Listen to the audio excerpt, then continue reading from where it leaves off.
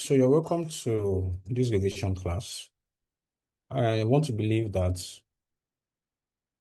what you guys are doing majorly now is past questions, because that's what you have to do. So you get used to how questions are asked, and it gives you gives you a scope, gives you an idea of the frequency of some questions, areas where questions are asked, and all of that. So I will just quickly do that with you again.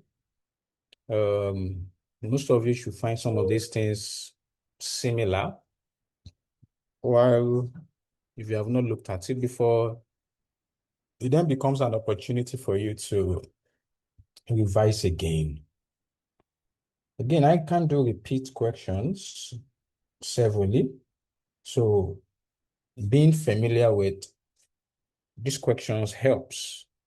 So I'll look at quite a number of questions this morning, and hopefully you would get something out of this session without um, wasting too much of our time.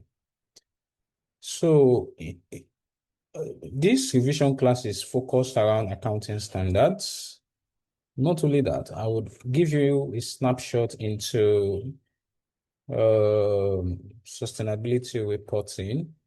Just curious, just few things that they might ask you in the exam. I would look at that as well.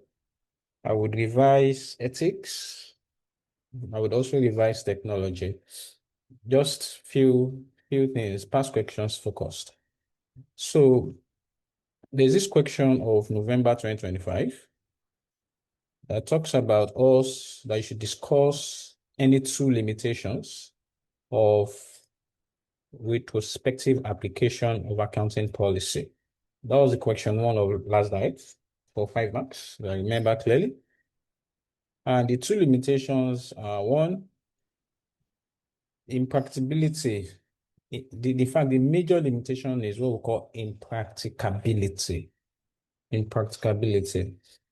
Because sometimes it is not possible to go back, because retrospective application is talking about you should adjust prior periods, opening retained earnings and all that. Sometimes it becomes impracticable, and the standard also acknowledges that is a limitation, that sometimes it's impracticable to determine the cumulative effect. And also, limitation is the fact that it will require high level of judgment.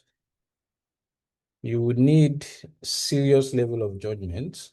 You need to make some sort of, because where you want to apply a new policy retrospectively, you have to make some judgments. You have to make high level of estimates. You have to make assumptions. So that is a limitation for us, because by the time it's too much, it becomes a challenge. It becomes a challenge.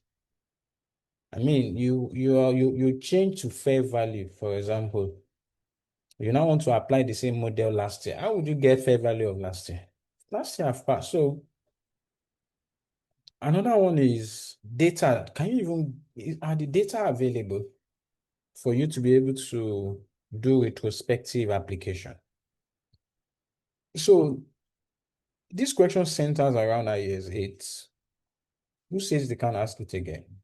And remember that IAS 8 talks about accounting policies, changes in estimate, and errors. And accounting policies, we said, are usually developed from accounting standards.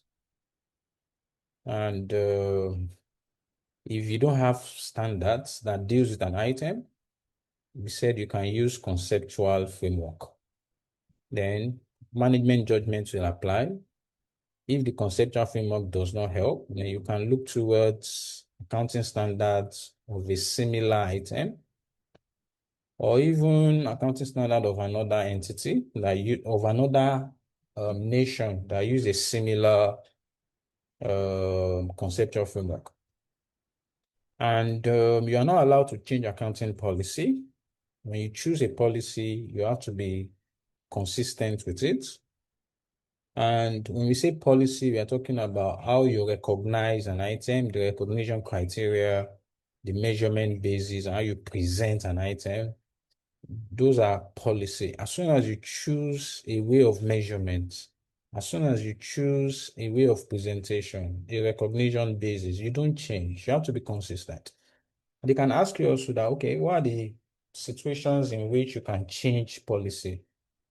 We said if it is required by an IFRS, meaning that if the change in policy is as a result of a new IFRS, or if that change will result in a more reliable and relevant presentation. Those are the two. They can ask you that for 3 or 4 marks too. But before you can change policy on the basis that it results into relevant and more reliable presentation, you must be able to explain to us, you must be able to convince the user that this change will really result into a reliable and relevant presentation. And when you change policy, you must apply it retrospectively. And that's where this question is coming from. Now, what are the limitations of applying retrospectively? Because retrospective application means that you must change the policy, you must apply it as far back as possible. Meaning when you change policy this year, you must make the change of policy looks as if that is what you have been using. And we say that what we usually do is not like you are going to recall previous year reports. You're not recalling. All you're doing is that in the current year, you restate the previous year accounts, and also you adjust opening retained earnings and all that. So we are saying that sometimes it can be difficult. The standard says that it's sometimes impracticable to determine power period effect. That to determine the effects it will have on that last year or opening retained earnings, sometimes it's impracticable for whatever reason. And also, it might require certain level of judgment that are too high.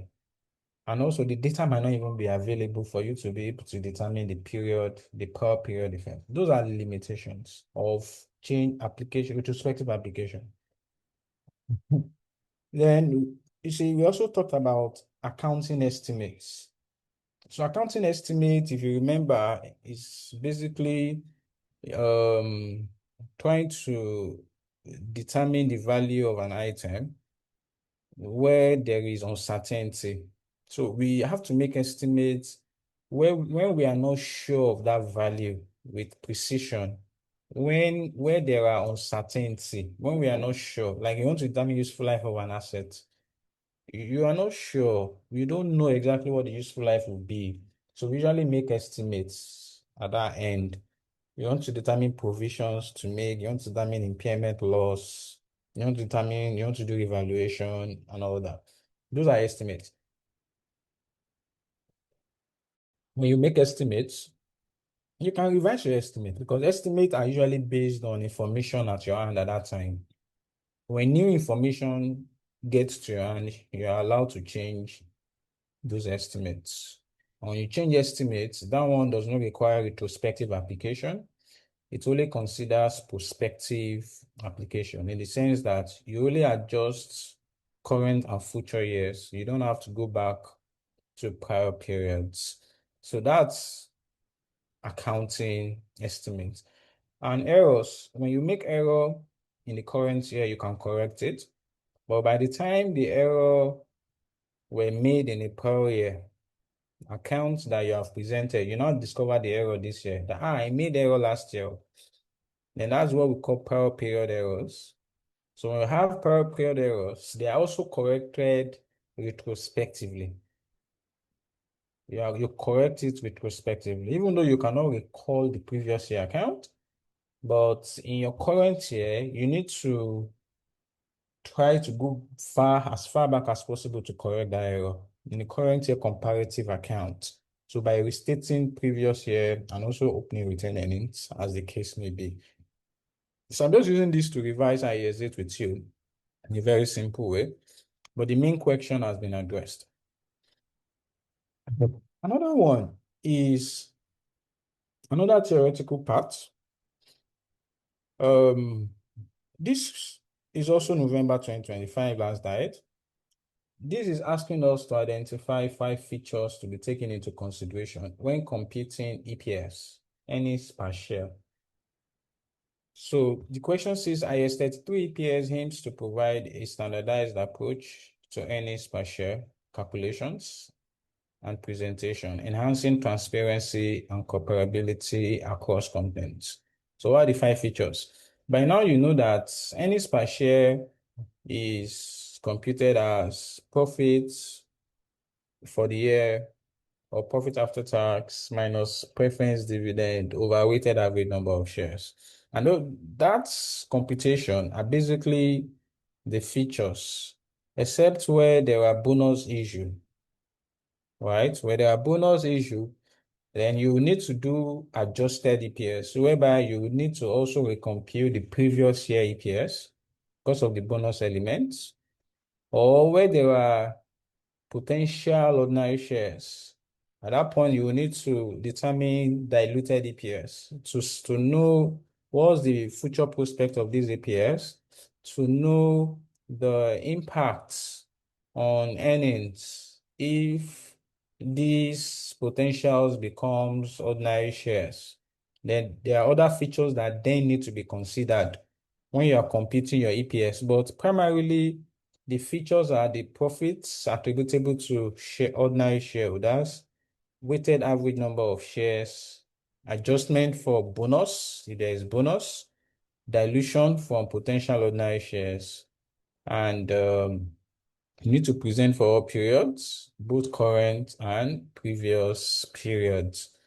So is that calculation that you can get the answer, and this is just 2.5 marks. You do not want to joke with questions like this. They make a difference, a lot of difference. Now, another one still on EPS. They give us a capital structure of a company, meaning their equity structure, ordinary shares, no equity, capital structure, because this has equity and debt, ordinary shares, retained earnings, and loan notes.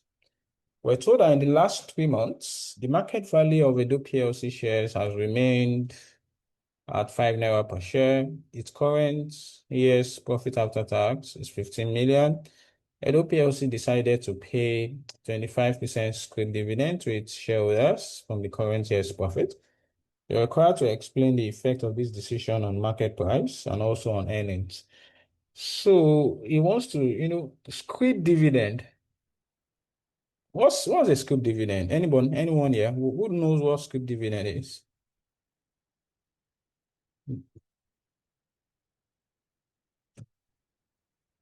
Do anyone know what a scrip dividend is?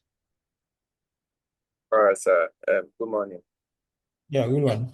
Yes, sir. So I think the scrip dividend is a shares payment of shares in a bonus, or it can either be in bonus or stock to the existing No problem. shareholders. Okay, good. So scrip dividend are bonus issue. Yeah. So so this is a bonus issue. So 25% scrip dividend is like 1 for 4. 25% scrip dividend is 1 for 4. I'm giving you 25%. Scrip dividend, meaning for every one share you have, I'm giving you 25% extra. It's like for every 4, I'm giving you 1. That's the interpretation you have to give to it.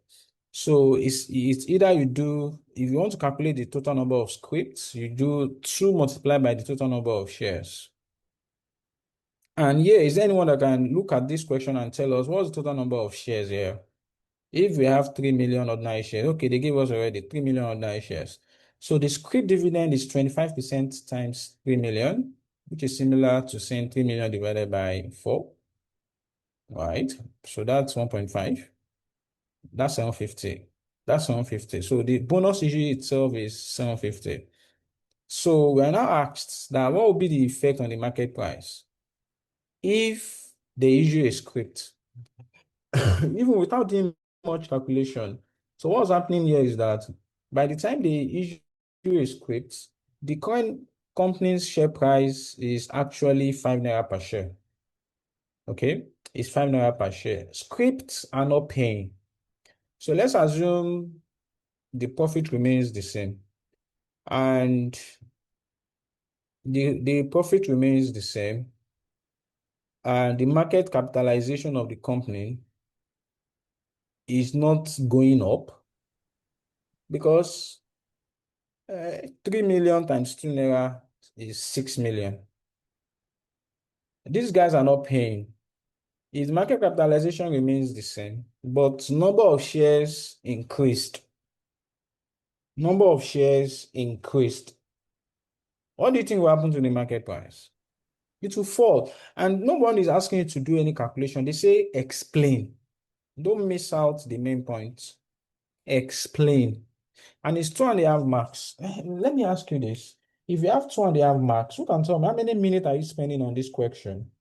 Let me be sure you know how to do that. Your exam is next tomorrow. If you have 2.5 marks, 4 minutes, 50 seconds. thank you very much. That's 4.5 minutes you have on this question. When you're spending more than that on this question, you're in trouble. You'll be in trouble because you might not finish. Sorry. So 2.5 times 1.8, you have 180 minutes in the exam for 100 marks. It's 1.8 minutes per mark. And that's how you allocate how many minutes you're spending. The only reason why some students will fail is two reasons. One, they didn't manage their time properly. They didn't allocate time to every question. Two, they didn't finish. You didn't finish. You need to ensure that you do your 5 questions. Don't, when you're spending too much time on a question, it means you don't know it. Probably you are writing the wrong thing. Don't overspend any time on any question. The guy that said 2.5 marks knows what he's talking about. So he just wanted, the idea of the effects of giving script issue on market price. He just wants to test that you understand that when you issue bonus, they are not paying. And they call it script dividends for you that you know that this is bonus. And when they issue bonus, you know that market capitalization will remain the same, but number of shares has gone up, right? So what's going to happen is market price would fall. Market price will fall. Just explain that sequence. And also the same impact on EPS as well. It will fall. EPS also will fall because the number of people fighting for the same number of the same earnings has now gone up. It will fall. So I gave you some explanations here. This explanation is beyond what you would probably be able to write in the exam, but it's just for you to have a wider knowledge of what we're talking about. That's why I did some calculations that are not necessary. So I said the script dividend increases the number of shares outstanding without increasing the underlying asset profitability in real times. To keep total market capitalization the same, the price must adjust downward proportionately. And I did the calculation here. You can ignore this so that you would be able to attack the right thing. But this is what's happening. It's going to decrease. So the same thing happens to EPS. EPS too will fall. And this 15 million does not change because scrip dividend involves no cash flows, so immediate charge to profit. However, the number of shares increases, spreading the profit over a larger number of shares. So that will also fall as well. Now, another question, still November 2025. It says categorize properties 1, 2, and 3 in accordance with IAS 16 and IAS 40, giving appropriate reasons. So by now, you should have revised IAS 16, you should have revised IAS 40. You should know that, you should know the definition of PP. They hardly ask that. You should know the recognition criteria. They might ask that. You should know initial measurements. You should know subsequent measurements. You should know how to calculate depreciation using straight line method and reducing balance method. You should know how to determine revaluation at the date of revaluation. You should know where you take revaluation surplus to. You should know that if you have revaluation surplus and there is a prior evaluation deficits, you should know that that will net off the deficit in P&L, vice versa. You should know all of that. In year 16, you should know how to treat disposal, that when you get gain or loss on disposal that goes to P&L.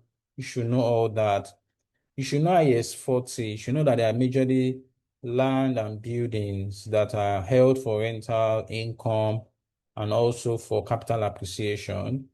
You should know that when you have an investment property, they are usually measured at cost model or fair value model. You should know that when there are changes in fair value, it goes to P or L, unlike that of IS 16.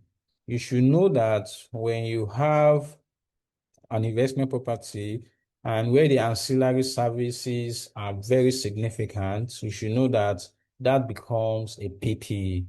You should have revised all of that.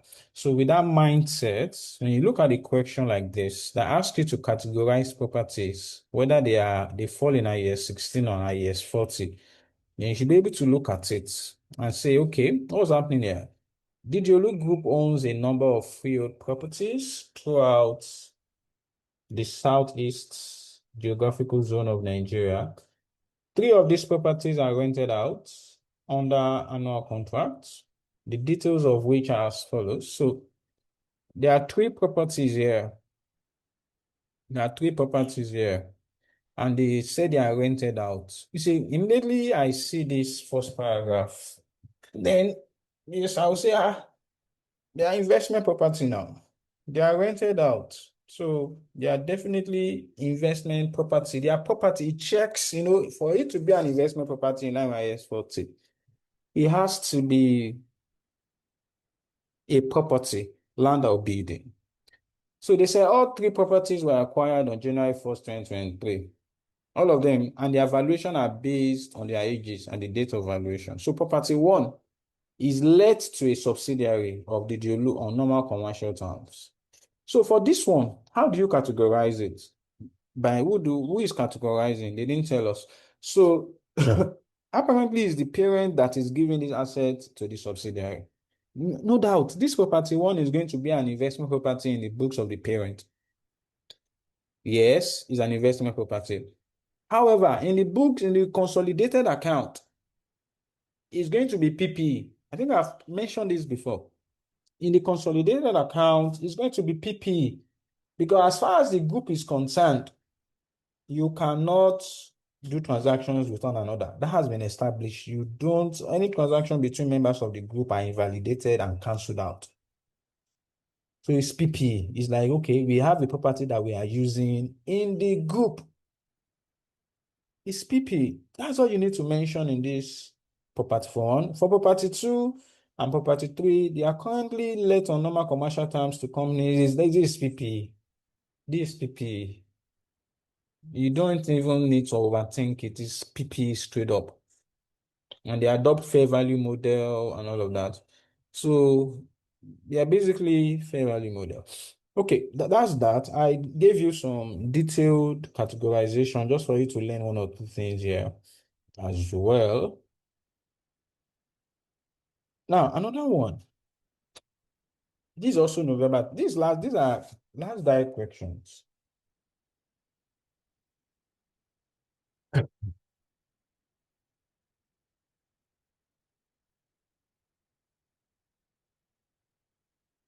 It says, explain the treatment of the above transaction in the financial statement of Benson Limited for the year ended December 31st, 2024, in respect of income tax. Look at it very closely. The examiner says what? Explain. Explain. A lot of students will just, as soon as they see income tax, they just start solving. They said explain. So you have to explain. And it's 2.5 marks. You see people spending 10 minutes. You cannot spend 10 minutes on this question. Just explain and move on. It says IS 12 income tax sets out guidance for dealing with under provision and over provision of income tax by reporting entities. During the year ended December 31st, 2024, Benson Limited formalized and paid its liability for company tax on profits for year ended December 31st, 2023 at an amount of 31.5 million. It had previously made an estimated provision for company income tax of 37.5 million in the financial statements for the year ended December 31st, 2023.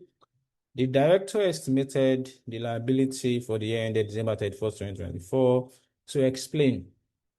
Now, according to IAS 12, the current year tax is determined by ascertaining the tax for the year, the estimate of tax for the year in 2024, which is 36.8 million.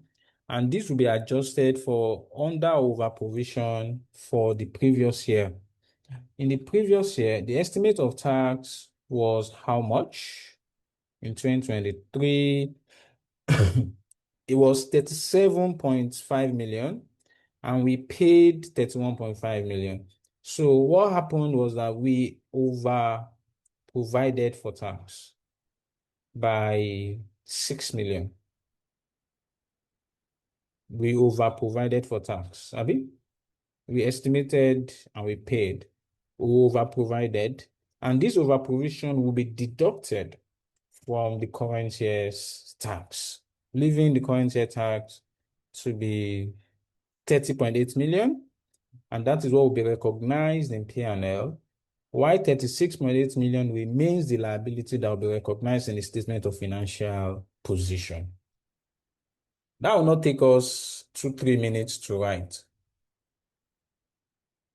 So I gave the explanation here. Not so much calculation. Under IAS 12, the company must adjust the current year tax for any over or under. Over provision for last year was 6 million. This will be deducted from current year tax and recognized to P&L. While the current tax liability, 36.8 million, will be recognized in the statement of financial position and also as a tax expense. So what is recognized as tax expense in P&L is estimate for the year minus the over provision, while this will be recognized in the statement of financial position. That's liability for the current year. So that's the ideology of that. This is a refresher for you again in case you have forgotten this. Now, another one. So I'm not sure we actually spoke much about IAS 21 with you guys, but there is a standard called IAS 21. And this standard talks about changes in foreign exchange rate. And this discuss the translation of foreign currency monetary and non-monetary items in the financial statement of an entity at the end of the reporting period for 5 marks. Again, discuss. We are asked to discuss. So, according to IAS 21, IAS 21 deals with two things: foreign currency transactions and foreign currency and foreign operations. It deals with foreign currency transaction and foreign operations. Okay, let me just hold on a bit. Am I too fast?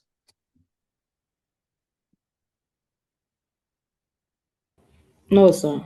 Good morning, sir. No, sir. Okay, so I'm just looking, I just want to, this is revision. So I'm not teaching you fresh, and I don't want to delay you guys. So I just want to read with you. That's what I'm basically doing. A discussion that can resonate with you for your exams, that you might not even have to go back to it again, or even go back and glance through them. And basically theoretical questions, that's basically what I'll focus on. Because a lot of you ignore that and just be solving. It's not just about solving. A lot of your questions are discuss, explain, discuss. A lot of them, a lot. All of these ones I'm discussing with you are basically last night. And you see most of them categorize, explain, discuss. That's all explain. These are last diets, explain. It's not all about calculations, no. Discuss, explain. So don't dull on those aspects. You don't want to sleep on it. You need to be awakened to that fact. Okay, so I'll just move a little slower just for some people that might not have read this. So as I was saying, we're asked to discuss translation of foreign currency monetary items and non-monetary items. So I'm trying to give you background on IAS 21. So IAS 21 deals with two things: foreign currency transactions, foreign currency operations. You're typically at your level going to be asked foreign currency transactions because foreign currency operations, or not foreign currency operation, foreign operations is basically a topic taught in SBR where you need to consolidate a foreign subsidiary. So that's a foreign operation. So if you have a foreign operation in another country, it means that you have a foreign subsidiary. And it not necessarily a foreign subsidiary, it could be a branch, a segment of your organization that is in a foreign country. That's a foreign operation. But typically for you, you need it's foreign transaction, foreign currency transaction. And I discussed it with some segment of you.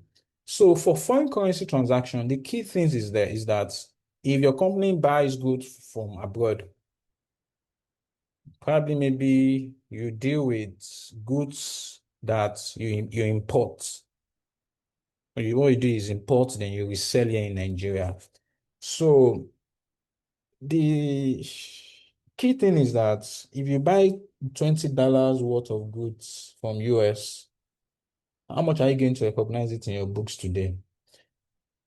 If you have not seen something like that before, you can think that out that okay, if my company buy $20,000 worth of goods, that you will recognize in your books is basically 20,000 times the exchange rate. And you will know that because in most cases, if you want to pay, you might have to pay in dollars. And when you want to pay in dollar, you need to go to your bank, and the bank will give you a rate. We call it spot rate. They'll give you a rate. Now, guy, if you want to buy dollar, it's 1.3 is 1.4 to a dollar. Then you send them the Naira equivalent. That Naira equivalent, that's the amount at which you recognize that transaction in your books. That's the amount you should, at a very simplistic form. So, which is in sync.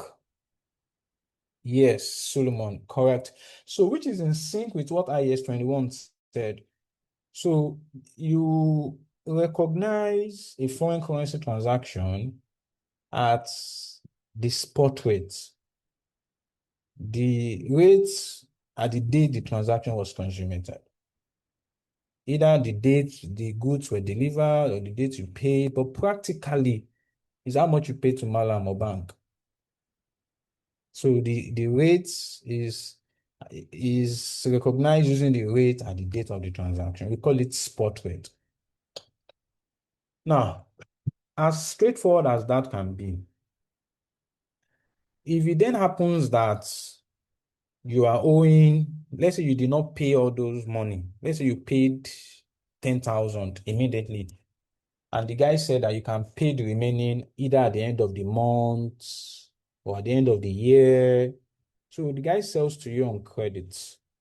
So you might have scenario of a trade payables in your books.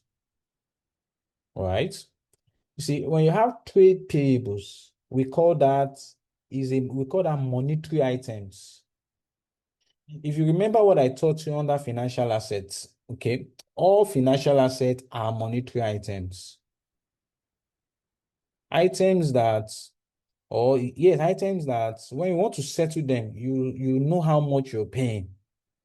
You settle them at a fixed sum, like trade payables, trade receivables, probably maybe your investments and all that. But typically in IAS 21, you'll be seeing things like trade payables or trade receivables.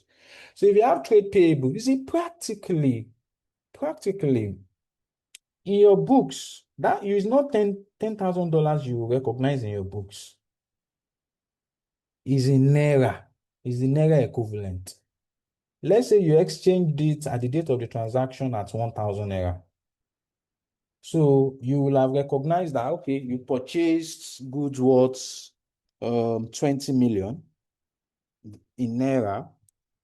Then you will be having a receivables of, let's say, 10 million. Abi? At the end of the month, that your 10 million, can it still remain 10 million? No, it cannot. That your 10 million in naira, the fact that you are owing in foreign currency, that your 10 million in naira must reflect the exchange rate at the end of that date. So IS 21 says that foreign currency monetary items should be recognized in your books in naira at the closing rate. So when you are owing people, money, that's monetary, is a monetary item. You recognize it at the closing rate, and that makes sense. It makes sense because it needs to reflect. If you want to go and buy $10,000, it's not 10 million anymore. It's not. So let it reflect how much you buy dollar at the date you are preparing your accounts. So if your year end is December and you're still owing somebody $10,000 and in your book you are having it in naira, go and check what is the exchange rate at that date you are preparing your account. We call that closing rate. So when you go and check, you saw that the rate is now 1.2. You will see that 10 million you are putting in your books, you need to increase it to how much? 12 million. But you know that in accounting, you don't clean. You not go and that 10 million that was in your books before, you not go and clean it and say, let me replace this 10 million with 12 million. You pass journal to update it. So that means you need to increase that 10 million to 12 million. So you're going to credit that payables. When you're increasing liabilities, you credit it.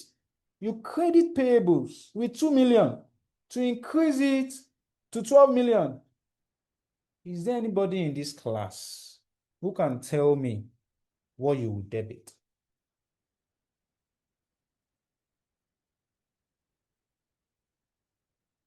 Sorry, what you please could you take the first sentence and then hopefully I'm able to respond. You Once you need to credit. increase. Okay. Yes. You need to increase that 10 million to 12 million. Because that's what you owe now. That's what the exchange rate is saying. So you credit payables. Because when you have liabilities and you need to increase your liabilities, you credit liabilities. You credit that liability, that trade payables with 2 million to up it to 12 million.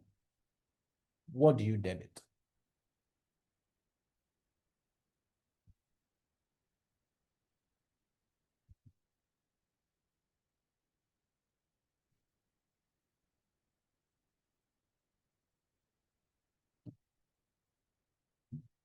Solomon, you want to try? Yes, please. I want to try, but I'm running it in my head because it's of course if you're crediting trade payables, you can't debit cash because it's still a debt. You've not paid it. I haven't. Yeah. So if you're crediting trade payables, then you're going to debit um 1 sec.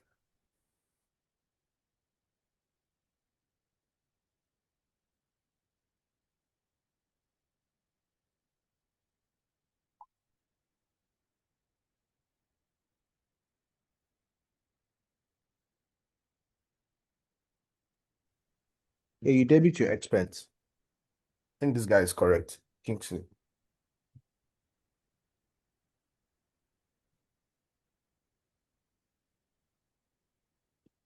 Okay. Yeah, you debit expense. Okay. Yes, But what an that's expense. correct. No, that's actually correct. Okay. So I like the fact that you guys are making attempts. So we call it exchange loss, foreign exchange loss. it goes to POL. We call it foreign exchange loss. It goes to POL. And that's what they want you to discuss. I'm just giving you a background. That's what, in discussing this one, is very straightforward. Because you'll be telling them that for monetary items, they are translated to your functional currency. Your own currency, we call it functional currency. We call it functional currency. So they are translated to the functional currency at the exchange rate at the date of the transaction. And if there are any liabilities or payables or even receivables at the end of the year, they are translated to the functional currency at the closing rate. So if there are any differences, they are recognized as exchange gain or exchange loss. It was because the naira moved against you or the dollar moved against you. When you bought it, it was 1,000 naira to a dollar. At the end of the year, it has increased to 1,2. So that's why you're having an exchange loss. It could be a gain too if the naira should strengthen. If it strengthens to 900 naira, that means that 10 million you have in your books becomes 9 million. So that means you need to decrease the liability by debiting it and crediting P&L. Remember, not OCI. For monetary items, any changes in value arising from changes in exchange rates are recognized in P or L, either as an expense or an income. So they are called foreign exchange gain or foreign exchange loss. You see, for non-monetary items like PPE and intangible asset, they are always translated at historical rates. You bought, or even inventory. Inventory is a non-monetary item too. They are translated at historical, and it does not change. Because you have bought the asset, you have bought the assets. Except if you are now owing. Maybe you bought an asset, you are now owing. You debit the asset, you credit payables. As far as the asset side is concerned, the value in naira does not change. The value in naira does not change, except if you revalue the asset. That's when the value is going to change. Except you carrying the asset at a revaluation model. And that's where the value is going to change. Otherwise, you have bought the asset, right? It is there. But if you now buy it on credit, the liability side, that one is a monetary item. Those ones, you need to be updating their value based on the exchange rate at the date you are preparing your account. We call it closing rate. So for monetary items, initially at spot rates, at the end of each year or at the settlement date at closing rate. For non-monetary item, at the date of transaction at historical rates, at the end of the period at historical rate. Except if you are fair valuing the assets, then you might then need to consider what's the rate at the date you are fair valuing it. Okay, I can take some questions now before I move to the next question. Yeah, Choma.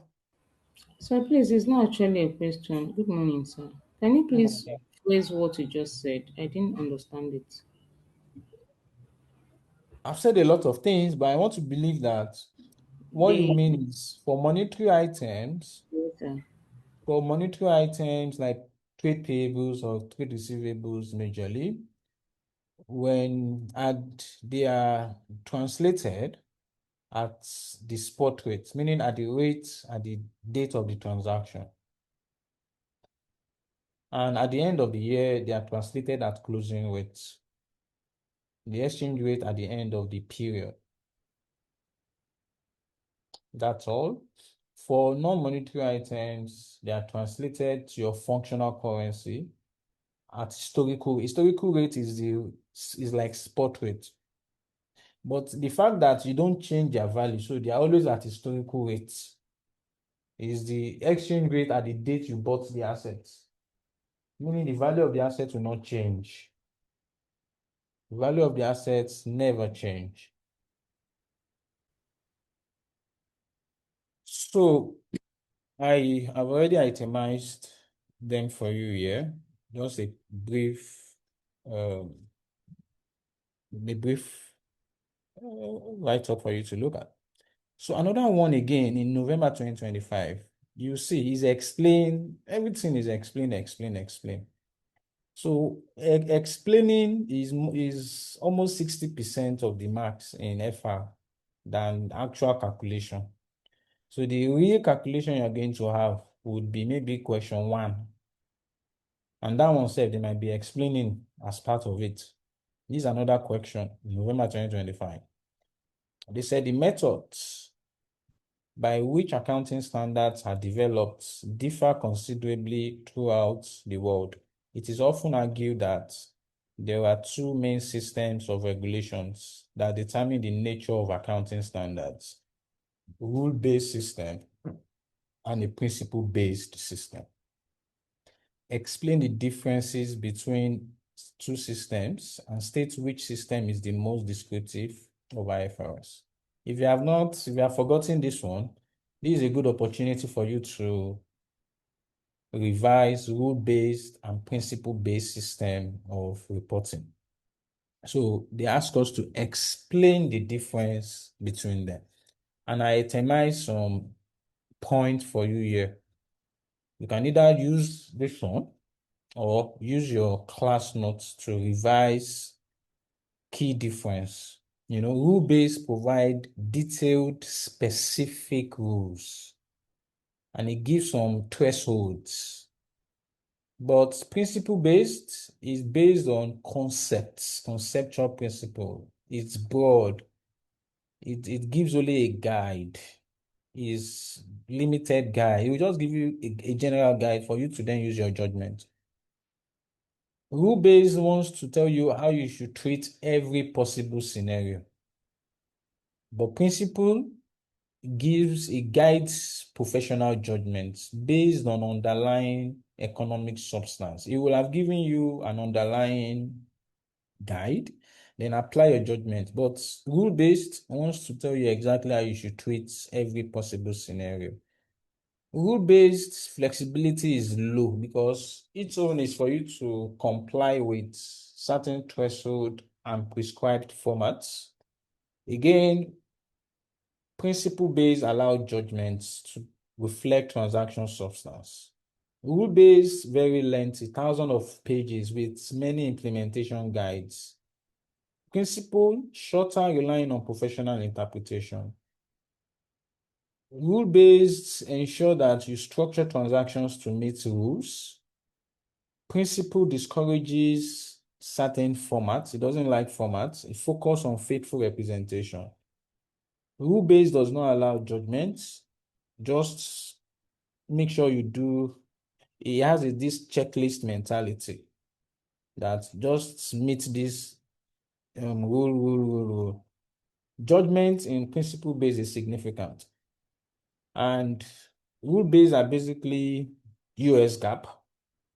The US generally accepted accounting principle is rule-based, while principle-based is IFRS. Principle-based is IFRS. So, and that's what this is saying, that explain the difference between the two systems. They didn't stop there. They now said, and so this is another question. State which system is most descriptive of. So apparently that is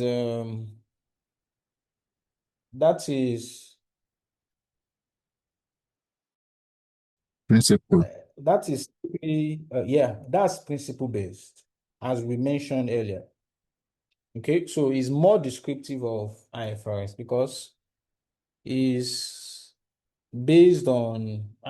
is based on conceptual framework, as I've taught everybody here. It doesn't give so much thresholds. Judgment is required, substance over legal form, shorter standards, and all that. So that is principle-based. So that's more descriptive of principle-based. The second question says identify the advantages that could gain by adopting IFRS. So this is like asking you to tell us advantages of principle-based reporting. This is similar to that. And is either you use this or you go through your notes, you see that I gave them 10 advantages. And the reason I'm giving them 10 advantages is because they are giving me 10 marks. Abi? They are giving me 10 marks.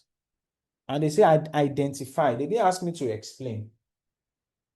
Identify is similar to list. And when they say identify, don't start explaining and whatnot. So these are the advantages that I gave you. Comparability, because a lot of countries are using it. Access to foreign capital markets, because it's easy for foreign investors to understand your reports. Simplified accounting for acquisition. There's IFRS 3, reduced cost of capital. Investors can easily rely on your report, so they won't ask for too much. Enhanced transparency and credibility, uniform group accounting, easier trade negotiation, future proofing, better management information, faster due diligence, and all that. So those are advantages of, yeah. So I'm sure that you're seeing some things that you did not see before. If at this point in time you are still sitting and solving question on group account as if is except you know and move on the core principle. I always emphasize that because it takes a lot of effort to solve a question on that aspect. Or you want to kill yourself on published account that you must get 30-30 in that. No, just do what you can. Those additional information, do the few ones. Just make sure you prepare your statement. Out of that 30 or 20, just be doing like 10 or 12. If you can do 15, 20 over 20, it's perfect. My own issue is to now spend all your time. I get angry that I did not finish. Why didn't you finish?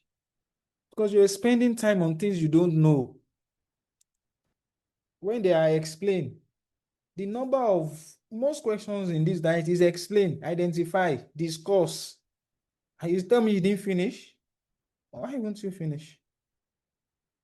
Explain to them now.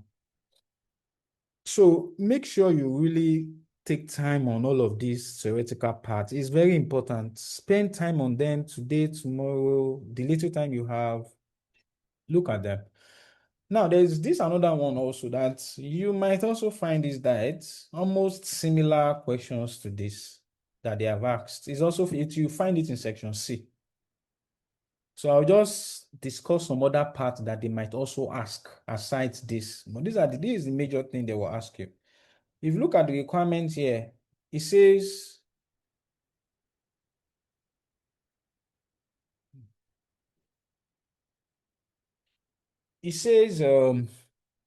discuss the key features of sustainability reporting, 5 marks. State the objective and benefit of sustainability reporting, 6 marks.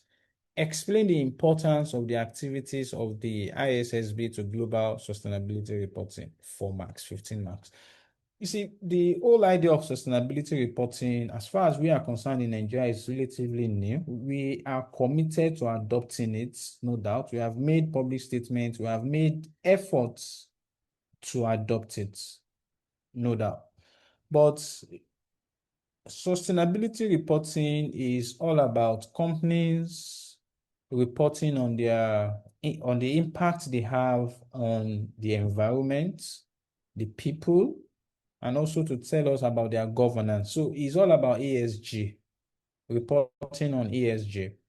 So before now, there were a lot of frameworks, a lot of body, plenty. There's GRI, there's TCFD, Europe has their own. Even Nigeria, we have plenty. CBN have their own, SEC have their own. It's plenty, plenty. But from 2021, under IFRS Foundation, there is now a body called ISSB. International Sustainability Standard Board. So they are now the main body that guides how companies report sustainability. And we have adopted it in Nigeria. So there's this sustainability reporting guideline that was issued this year. They have issued it before. But they have updated it this year by Financial Reporting Council of Nigeria. So I'll be discussing just few things in that guideline with you, just 2 or 3 things that I think ICAN might test you on, right? And that's the only one you should. Don't go and sit down and be reading the whole 20, 30 pages. You'll be wasting your time. So this is important. we believe you need to have an idea of sustainability reporting, the features, the objectives, the benefits, yeah. And why are they important to global sustainability reporting? So these are the features that I've given to you here. Because it's 5 marks, 5 points is the bare minimum that you need to give to them in the exam. So I talked about materiality focus. So when you're reporting on ESG issues, you only give us issues that are material to the business. Your impact on the environment that are material. We don't want unnecessary that we have issues with an employee. We want what impact are you having on the climate? How many trees did you burn down? Did you grow them back? We need items that when investors look at it, they can use it to make decisions. And another feature is stakeholder inclusiveness, because the whole idea of ESG is just so that you are not focused on just investor. We want you to also consider customers. How are you treating your customer? Because the social aspect of sustainability reporting is key. Your customers, your employees, your regulators, your community. You need to explain to us the impact you have on them. So ESG is about trying to engage these people to understand what more information they need from you. We need you to explain what impact you have on these stakeholders. And ESG, another features of sustainability reporting is complete. Don't tell us about the good things you are doing to the environment. You also need to tell us about the bad things you're doing as well. The negative, in both negative and positive. It should be reliable.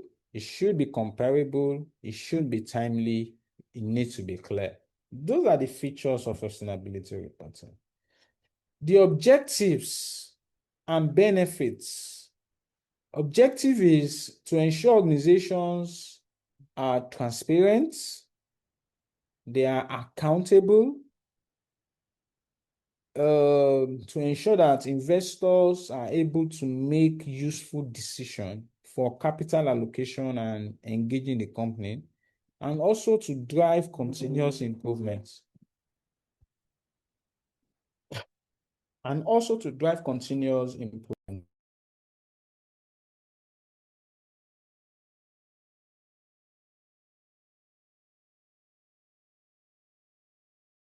And also to drive continuous improvements.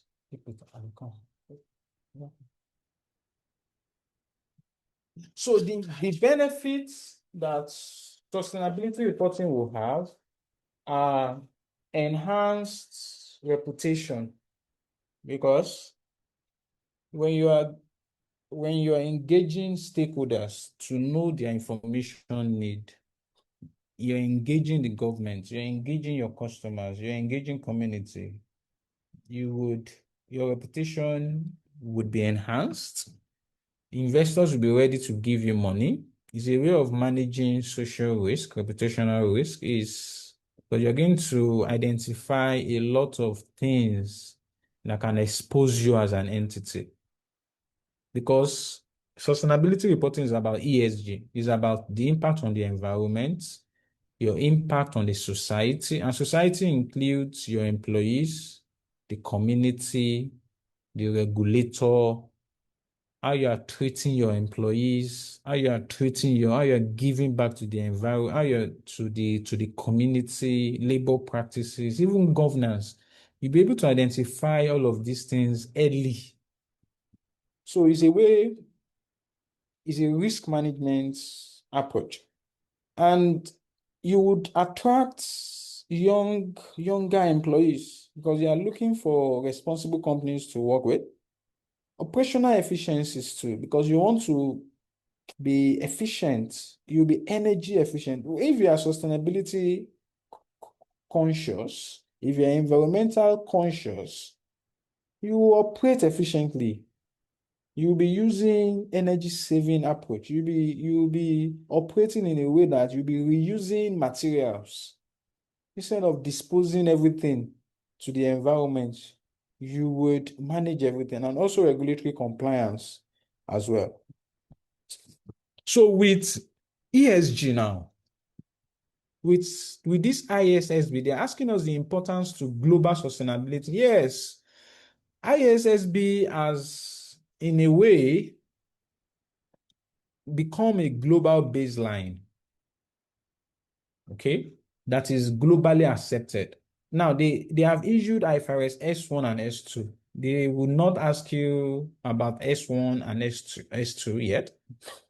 So this one is now the global accepted framework for sustainability reporting. It has ended the myriads of other frameworks. There are plenty. There's GRI, CSBC, DPTC, a lot globally and even in Nigeria.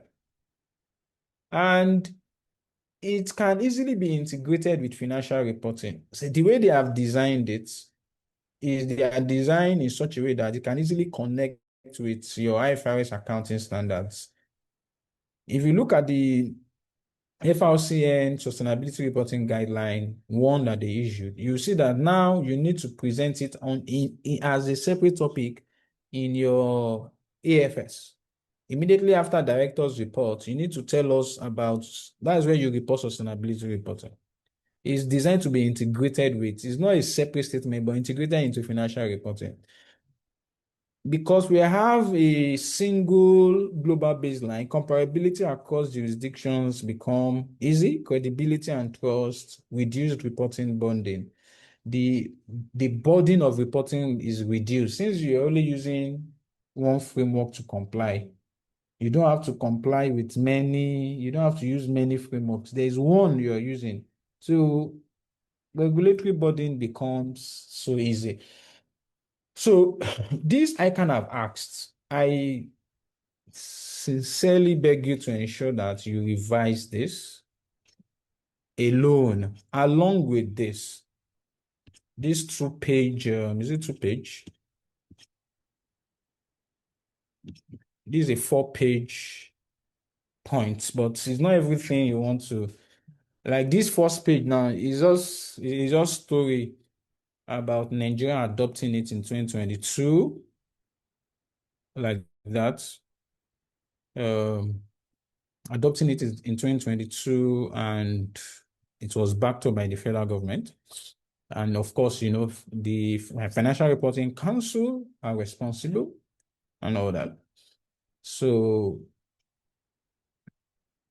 like I've mentioned, sustainability is identified as an integral part of the report. It's supposed to be presented as after director's report.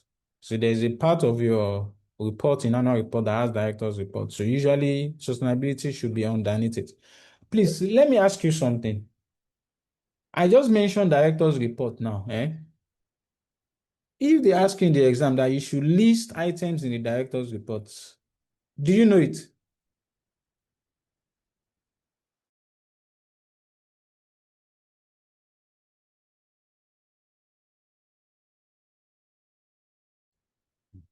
Can anyone give us just a general idea that you can use to build your point?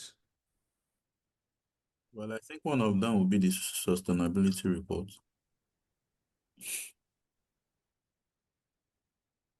Talk now. Can hear you. Oh, I said I think that a part of that will be the sustainability report of the business on the business. But now it has been taken out from there now. So content of directors report. So directors talks about um it's like they speak to the business affairs generally. So when you pick any annual report, you see the under directors reports, they would they would they will give us information about a summary of the company's financial results.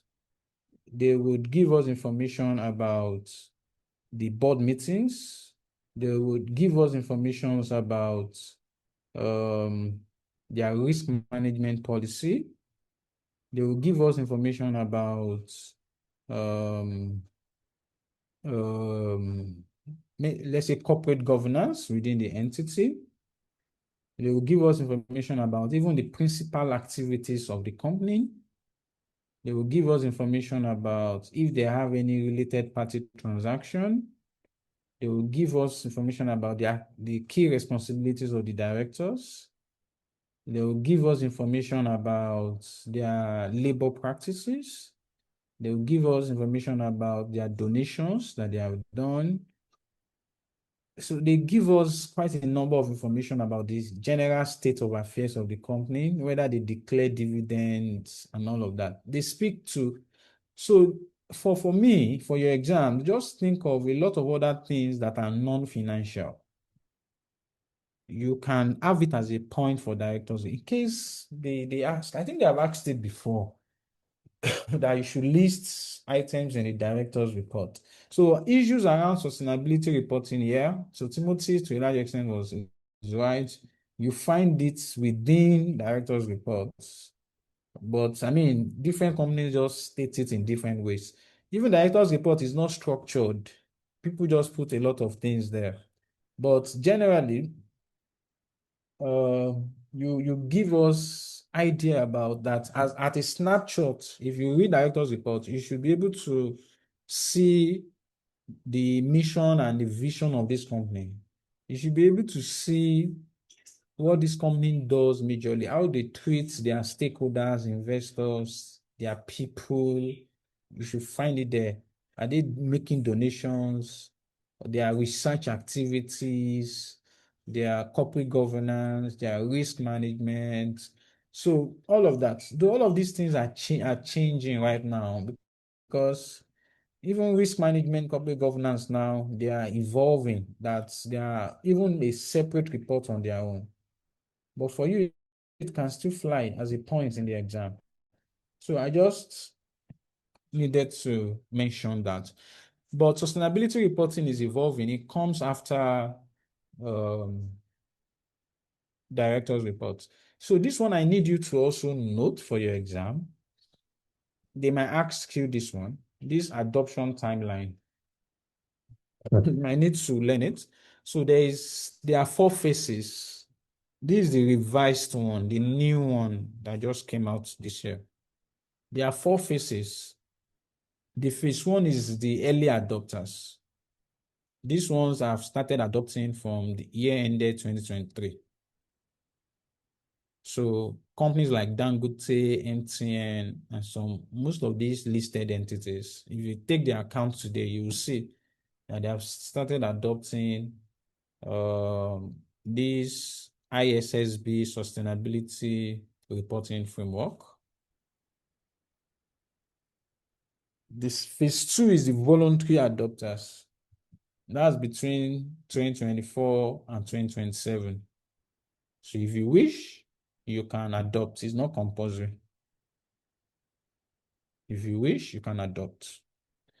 And there's the phase 3, which is when it becomes mandatory for all companies to adopt.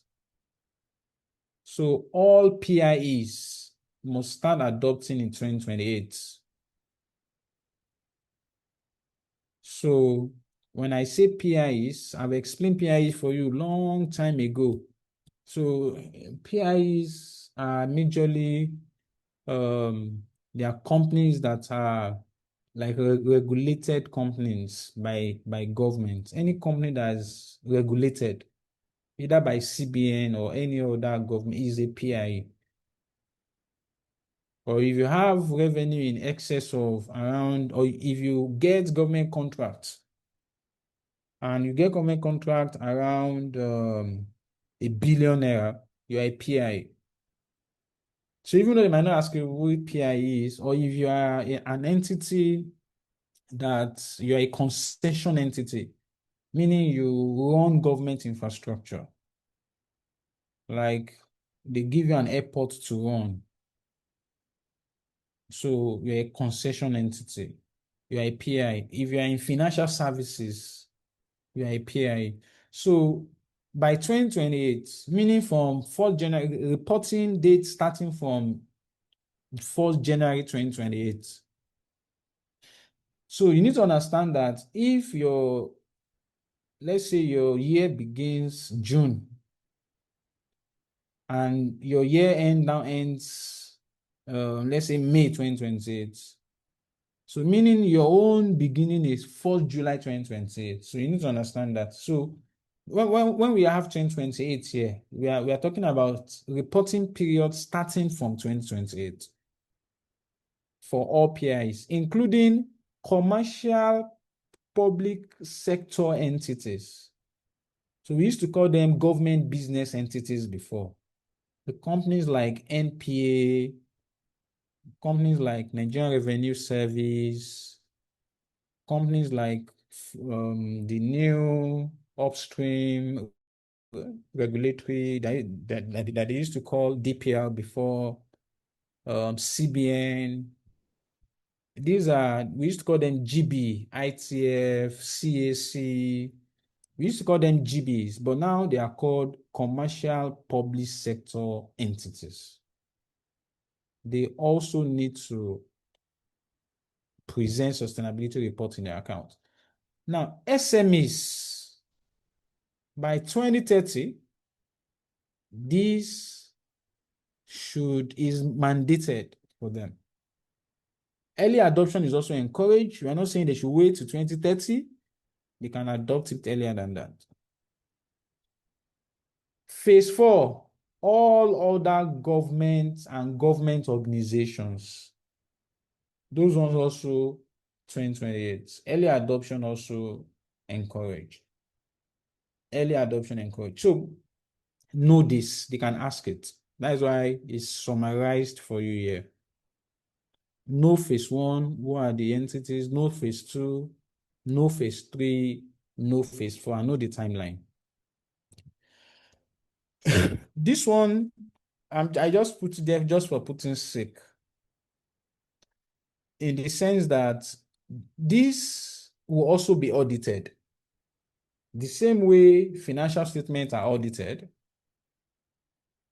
sustainability reporting would also be audited. But we'll give companies opportunity to get used to how to prepare it. That's why assurance will only start 4th and 5th year after reporting. So, and it's just limited assurance. For S1 and S2 verification, 6th year after reporting, still limited assurance, 70. So before auditors will start coming in to audit your sustainability reporting, it's still very much into the future. I just needed to, so they might not really so much ask around that. And finally, is before any entity starts complying with sustainability reporting, they need to do some readiness test assessment. You need to do readiness test assessment, meaning that before you start preparing sustainability reporting, you need to contact Financial Reporting Council and you need to submit certain documents to them. So there are 4th stage, 2nd stage, and 3rd stage. If you can read this also, you're done for sustainability reporting. Don't read any other thing else. You don't have time. And you are reading close to the exam, so you'd remember it in case they ask. So 3 months before the beginning of the reporting dates, you need to submit these 3 documents to them: board resolution, gap analysis, implementation plan, before you report. After 3 months after the beginning of the reporting dates, you need to submit IFRS sustainability disclosure policies, identification and application of transitional reliefs, because there are some transitional reliefs they give to some entities. Tell us, identify the reliefs you want to. Identification and materiality assessment of sustainability and climate-related risk and opportunities. You need to identify and assess what are your sustainability and climate-related risk and opportunity. You need to be sure that, do you pose a risk to the environment? What opportunities do you have? Because there are some companies will just go and some people will just go and copy what other people are doing. No. FRCN wants to prevent that. You identify, and they will look at the nature of your business and see whether there are climate-related risks and opportunities for you. Also, evidence of establishment of governance structure for sustainability reporting. Evidence of board approval of the IFRS sustainability disclosure policy. Evidence of regulatory sustainability training for board members, management, and preparer. And this does not preclude the normal IFRS S1 and S2 training by a reputable financial organization, which has an MOU with FRC. So this is the second stage, 3 months after beginning. And the final stage is 6 months after reporting day. You also need to submit this document to FRCN. Show us evidence of registration of the entity and its professionals engaged in sustainability reporting process with FRCN. Description of models used for scenario analysis, enterprise and sustainability risk management framework, evidence of board approval of enterprise and sustainability risk management framework, description of identified cross-industry and industry-specific metrics, evidence of board approval, current financial and all that. Internal control over financial reporting as well. So this, the few you can know, is fine. They might likely ask you this first stage. They might likely ask you this first stage. Go through this then, and these other ones, then that is what you should read for sustainability reporting. Don't go and start downloading, asking whoever, ChatGPT, to summarize IFRS S1 and S2 to you. Nobody's going to ask you that. People, as we are still getting ready to, they can ask you about the timeline. They can ask you about the benefits. Then they can ask you about a lot of, like what they asked us that. So you guys are fresh. Opportunities are bound for sustainability reporting. You need to, as soon as you guys qualify, register with them. You are part of the people that can provide this service to companies. It's a new area. So members of ICAN, as we are, but you need to be chartered to be able to do that. So these are the people that can provide sustainability reporting services to companies. And also there's something called internal control over sustainability reporting. That is also another area. There is one that FRCN introduced, internal control over financial reporting. The company needs to prepare, an auditor needs to look at it. So there is this another one. So a lot of services, opportunities opening up for us as accountants that we can key into. Okay, so and that is the entire gist around sustainability reporting. Try and read these few pages for your exams. Okay, I'm done with sustainability reporting for you guys. So let's continue. Let's go to another question. This is still November 2025. Look at the requirement of the question. Identify and explain. Explain. If you know how to explain, discuss, you will pass FR easily because you will see them plenty, except if the examiner want to show you pepper that diet. And there was one particular diet like this. That's question 1 to question 5. Section A, section B, everything, calculations back to back. It was only section C that they were not asking ethics and all of that. So this one is about ethics. They say identify and explain, giving practical examples, 4 fundamental principles set out in the ICAN code. So this one, you're not just identifying, you're explaining integrity, you're explaining professional competence and due care, you're explaining professional behavior, you're explaining objectivity, you're explaining all that. For 8 marks, everybody should do this. They also said explain 4 categories of threats to this fundamental principle. Self-interest threats, self-review threats. Explain. So in this area, you have to read it well. And I've explained it to you here. I explained and I gave practical examples. Integrity, being straightforward, honest, and all of that. And I gave example. An accountant discovers an error for poor period.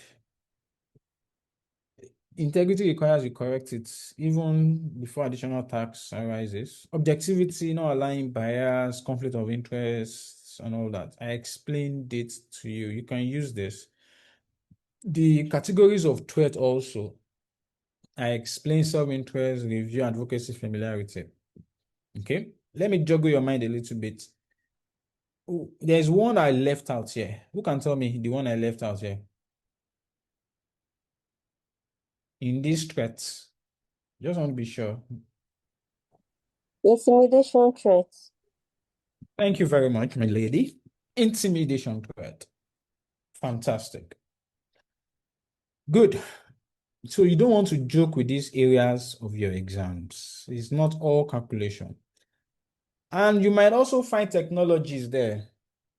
And they can ask you what they can mention different type of technology. They all have the same benefits. They'll ask you the benefits, the advantage. That's what they keep asking every night. This night was AI and robotics.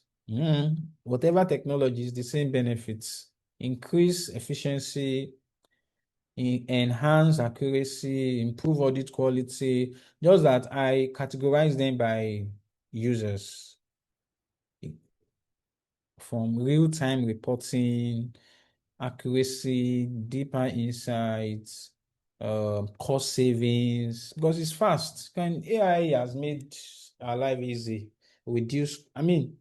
efficiency. So this one, like, can get 5 points from here. So look through this for technology, and you need to know those technology also that I mentioned to you that are useful for us accountants. You need to be able to mention accounting softwares. You need to be able to mention cloud computing, artificial intelligence. You need to be able to mention all of these things and give examples of them. QuickBooks for all this, Google Drive for cloud computing, Microsoft OneDrive for cloud computing, and mention examples of computing or data analytic tools like Excel that can help you do some serious analysis within minutes and all that. So that's all for November 2025. In case you haven't noticed, is highly theoretical. Highly theoretical. Now, still on revision, There is another question here in May. This one is May 2025. We are asked that they asked us about years one. They said presentation of financial statements, assets and liabilities must not be offset, except when the offset is required by another standard.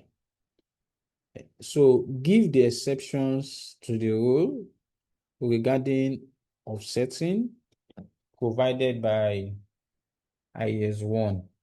So this they can also ask us, because offsetting is something that is generally prohibited in accounting. You don't offset, you don't offset what you are owing with what somebody is owing you.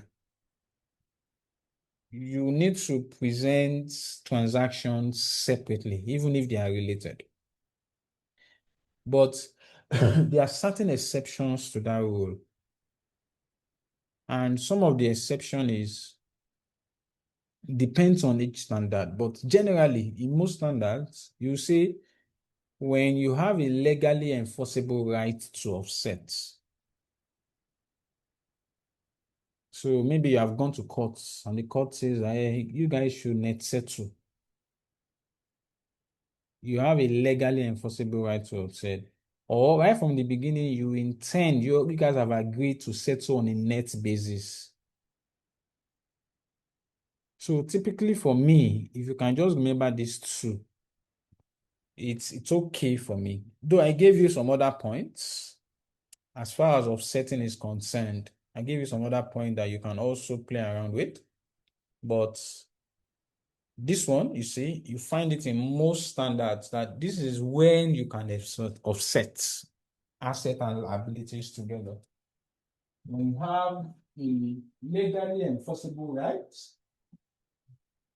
to offset, and you intend to settle on a net basis, then you can do offsetting. And there are other ones, like when you're presenting gain or loss on disposal of assets, like that foreign exchange gains and losses we talked about and all that. The same thing for deferred tax and liabilities. The same rule here applies. So, and you see there, and also I need to let you know that there are differences between offsetting from valuation allowance. So they are different. Like deducting depreciation from cost now, that one is a valuation allowance. You can't call that offsetting. Like deducting impairments from your assets now, receivables, you can't say that is offsetting. That's valuation allowance. The value has changed.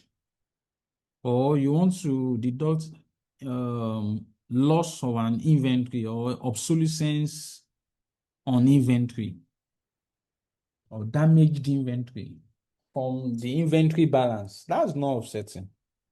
That's valuation allowance. So that's important for you to note.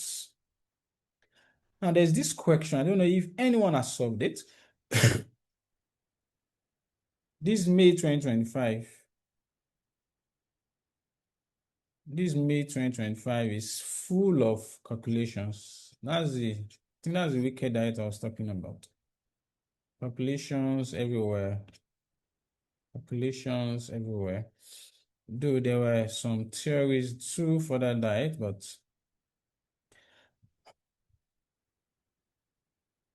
now, so that diet, they gave us a trial balance. I think it was question 4 there about in section B. So they asked you to prepare non-current asset schedule to be included in the notes to the financial statements as at December 31st, 2023. And you're also asked to prepare statement of changes in equity for the year ended December 31st, 2023.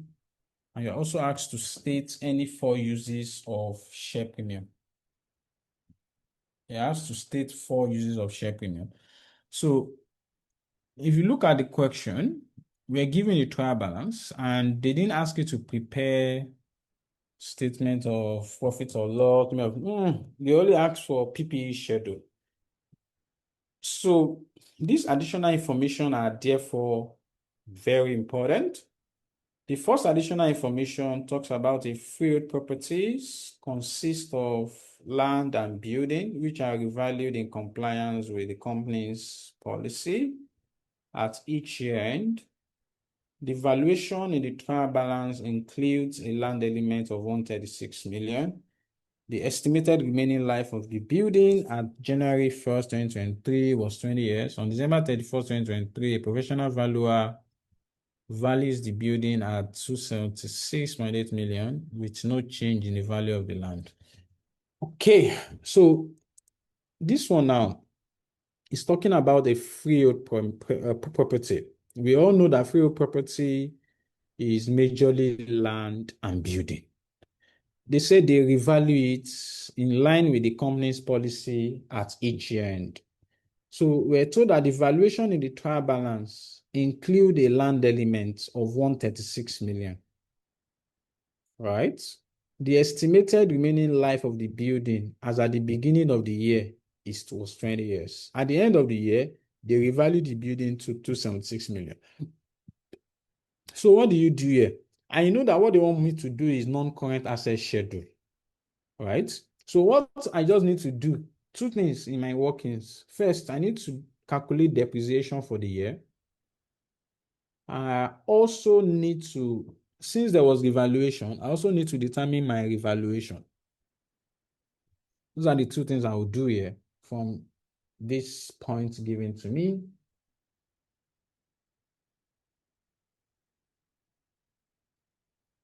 So how do I go about this?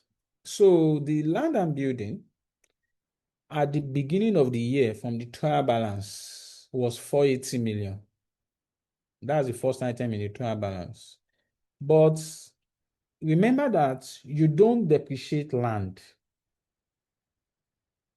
You do not depreciate land. Now, since you don't depreciate land, you then have to take away 480. You take 136 away from 480 so that you can get the value of the building alone. And what's the value of the building alone? That is 480 minus 136. That gives me 344. And all I need to do to this 344 is for me to divide it by the remaining useful life, which is 20 years. So if I divide it by 20, that will be 17,200. I'm getting my depreciation. Secondly, they said a professional valuer values the building at 276.8 million with no change in the value of the land. So they value the building at 276 million. So all I just need to do is to get the carrying amount of the building, I will compare it with the revalued amount here to determine whether I have a valuation surplus or deficit. So what I did here for my freehold property, the value at the beginning is this. I got my depreciation of this. So my depreciation is 17.2. For my revaluation, I compared the revalued amount for the building. So it's on the building alone. So this carrying amount that I used for land and building, should be for the building alone. What was the costs of the land that we got? We did 480 minus 136. 344. Yeah, 344. So what's 344 minus 17.2? That would be 326,800. So this is a revaluation deficit of how much?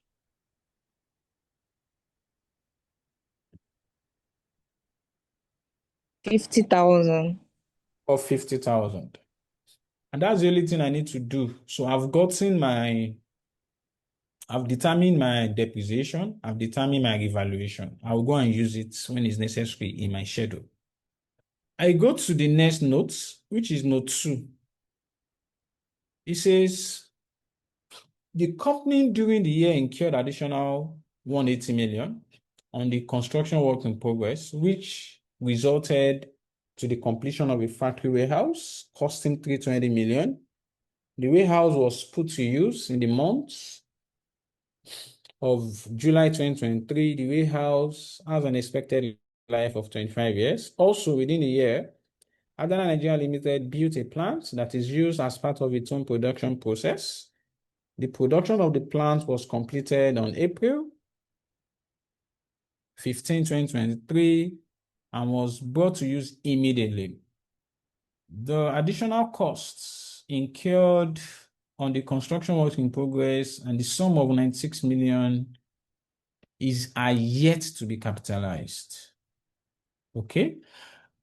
So let me just read. I think there are other details. There was a delivery van with original cost of 42 million and a carrying amount of 23.1 million. Okay, was disposed during the year, while an item of plant costing 128 million was acquired. To acquire was also disposed. Another depreciation on the non-current asset is charged on a straight line basis. They should have told me this earlier. Okay, at 20% and 15% for plant and machinery and motor vehicle respectively. Depreciation is charged in full for acquisition year, while no depreciation is charged in the year of disposal. The annual depreciation have been charged to cost of sales. Okay, so what do I need to do starting from here? At least now I know with this information given in note 4, this last sentence that or second to the last sentence, that depreciation is charged in full for the acquisition year, while no depreciation is charged in the year of disposal. So, which means that if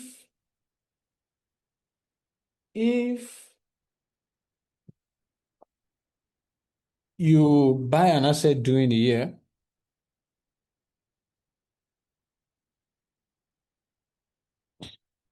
if you buy an asset during the year, you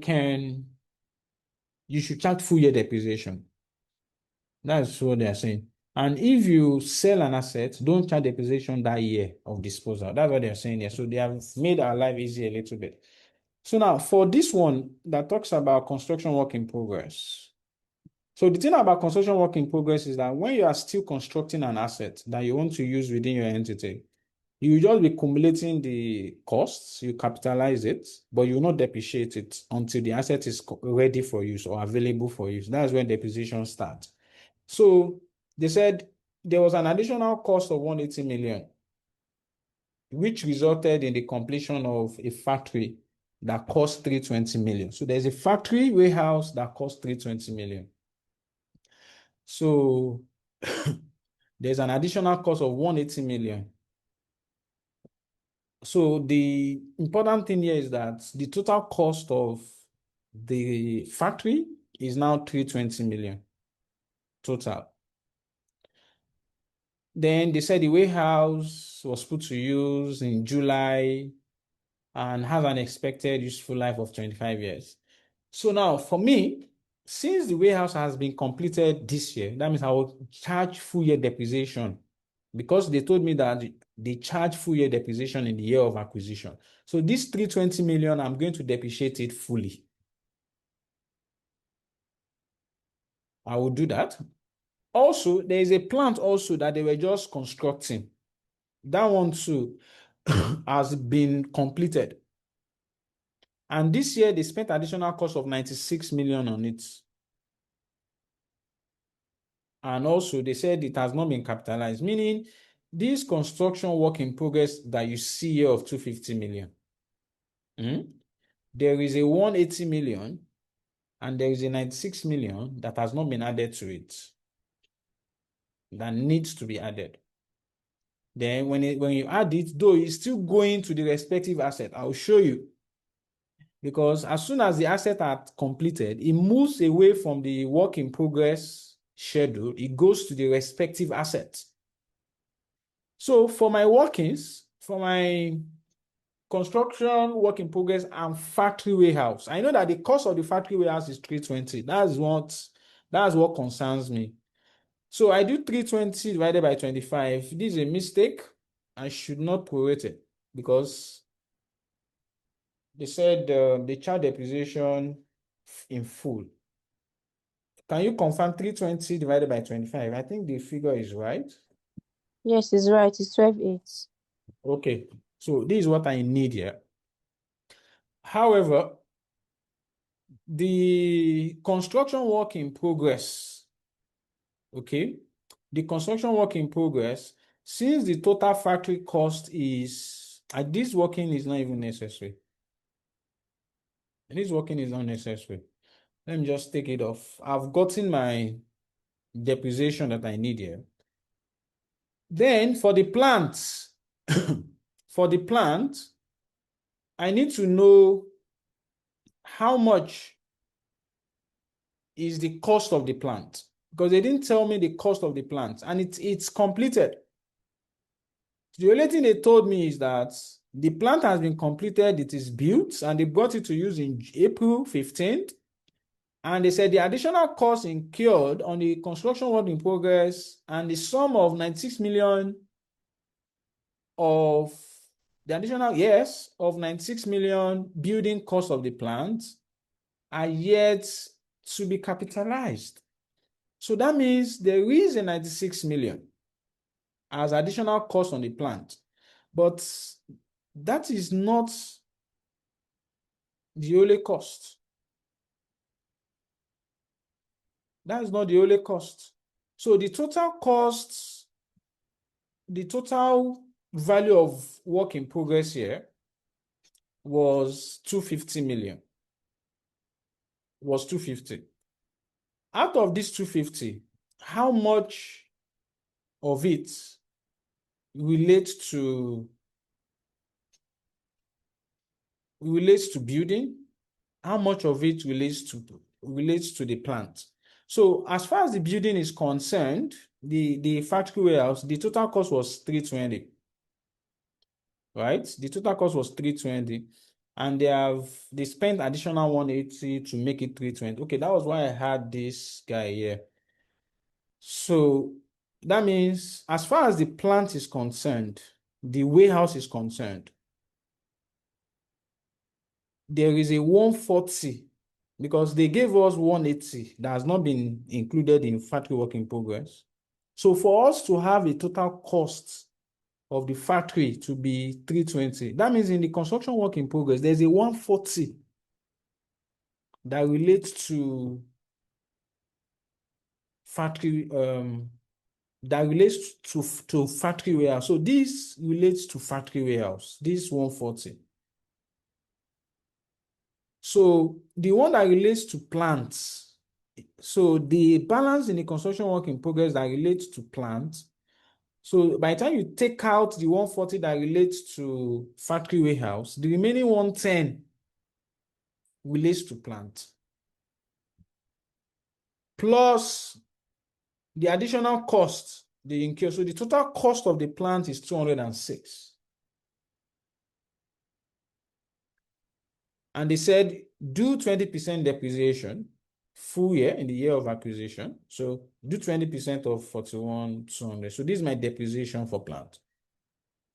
So what I was able to do here is that for the factory warehouse, they gave me my total cost, fine. But to get the total cost of the plants, they gave me 96, yes, to complete the plants. But in that construction work in progress, only 140 there relates to factory warehouse. Because for the total cost to be 320, and they told us that to get to this 320, they incurred an additional cost of 180. That means they have already incurred 140. That is inside that 250 construction work in progress. So the balance we would have to relate to plant, which is 110. So, and that's the basis of determining all of this. So ultimately, when I'm doing my schedule, I'm going to be taking away the one that relates to plant from the construction work in progress, and the one that relates to building from the construction work in progress. Okay, that's that for construction work in progress. Also, there was a delivery van with an original cost of 42 million and a carrying amount of 23.1. They sold it. That was sold. So that's noted. And also there was a plant costing 128 million to acquire, was also sold. So no problem.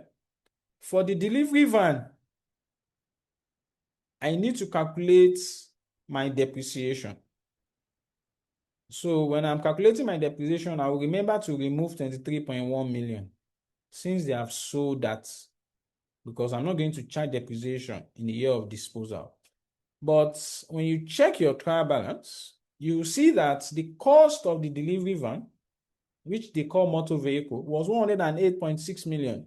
And if you see what I did delivery van, the cost 108.6. I removed the cost of the asset disposed, not the carrying amount. Cost must match cost. And I'm doing my schedule. So I get a balance of this. Then my depreciation would be on this, because they say you don't charge depreciation on the assets that is disposed. So the net is this. So this I already told her that depreciation rate is 15%. So 15% times this gives us 9990. And that is what I need for that. The same thing for the plant. The cost of the plant in the correction is 520. Additions, the plant that they just constructed, that I did the workings up here, total cost was 206. They told us that they disposed a plant costing 128 2 years ago. So the remaining cost is 598, and that's what I will apply my depreciation on, 119.6. Also, the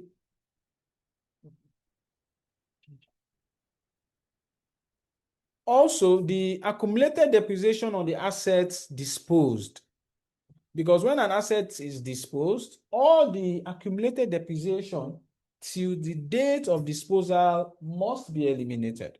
And that's why I'm getting this, because they told me that this asset plan that they disposed, they bought it 2 years ago.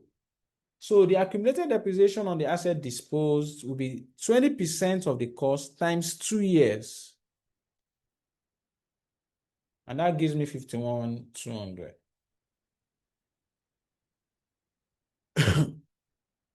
The remaining additional information, this one is relating to the redeemable preference shares. The reality is that I'm not going to use it for anything, because redeemable preference shares is a liability, is a debt instrument.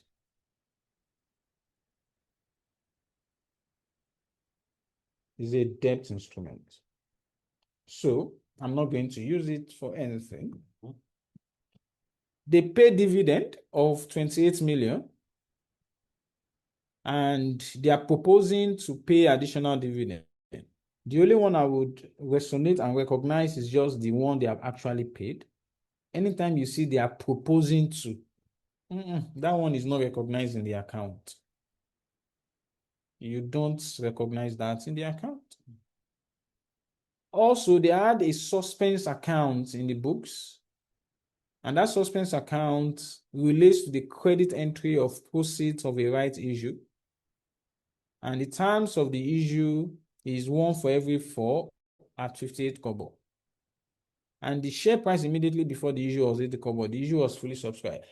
So that means I need to, that amount that they put in suspense, it should rather be in share capital and share premium. Because when you issue shares, you issue it at 58 kobo.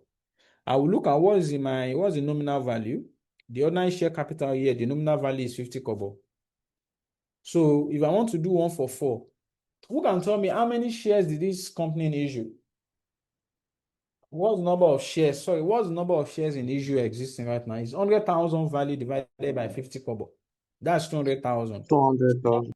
200,000. So 1 for 4, that's the right issue was 50,000 shares. So let me show you the workings here. So 1 for 4 is 50,000. What goes to share capital is nominal value. What goes to share premium is the premium. Since the right issue was issued at 58 kobo. So what goes to the premium, which is 8 kobo times 54,000. And if you confirm what is in the suspense account, it was 29,000. That's the last item here. The last item in this trial balance. So instead of going to suspense accounts, 25,000 should go to share capital, 4,000 should go to share premium. That's the right. That's I think yes. I'm back here. So, and that's the adjustment that needs to be made. And that's all. So for my schedule now, I just put everything. So the additions here, this 190, can somebody help me add 196 plus 180? What would that give us? The one that they said they did not capitalize. 276. 276. 3. 376. Okay. So we need to capitalize it. So this is how you do schedule, a non-current asset schedule. So you have the cost, you have the opening. They already give us this in the trial balance. All these are figures I picked from the trial balance. All of this. So in the exam, make sure you have total, Yesha. Then the addition that they said they did not capitalize, that's the addition of those two. Then you need to classify everything. So can you help me add these two together?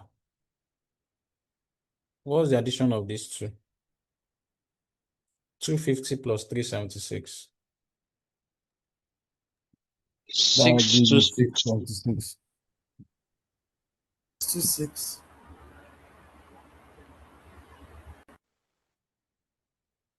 626. So I'm taking some portion to property. So what is going to property as we have calculated is 320. It's 320. That's the total cost of the property.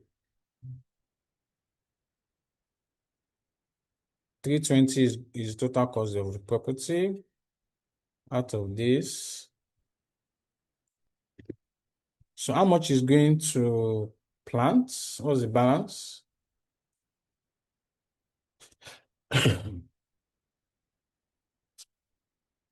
What's the balance? 56.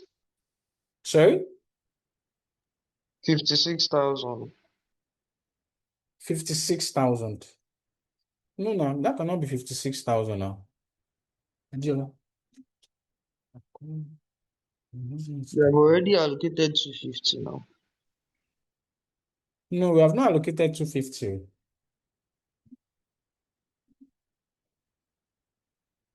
Nothing. 306, sir. How much? 306,000. 306,000. Yes. How did you get that? Is 626 minus 320. Okay. Yeah.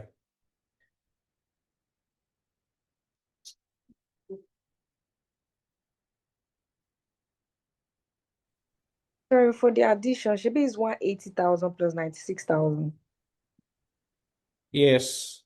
It's meant to be 276.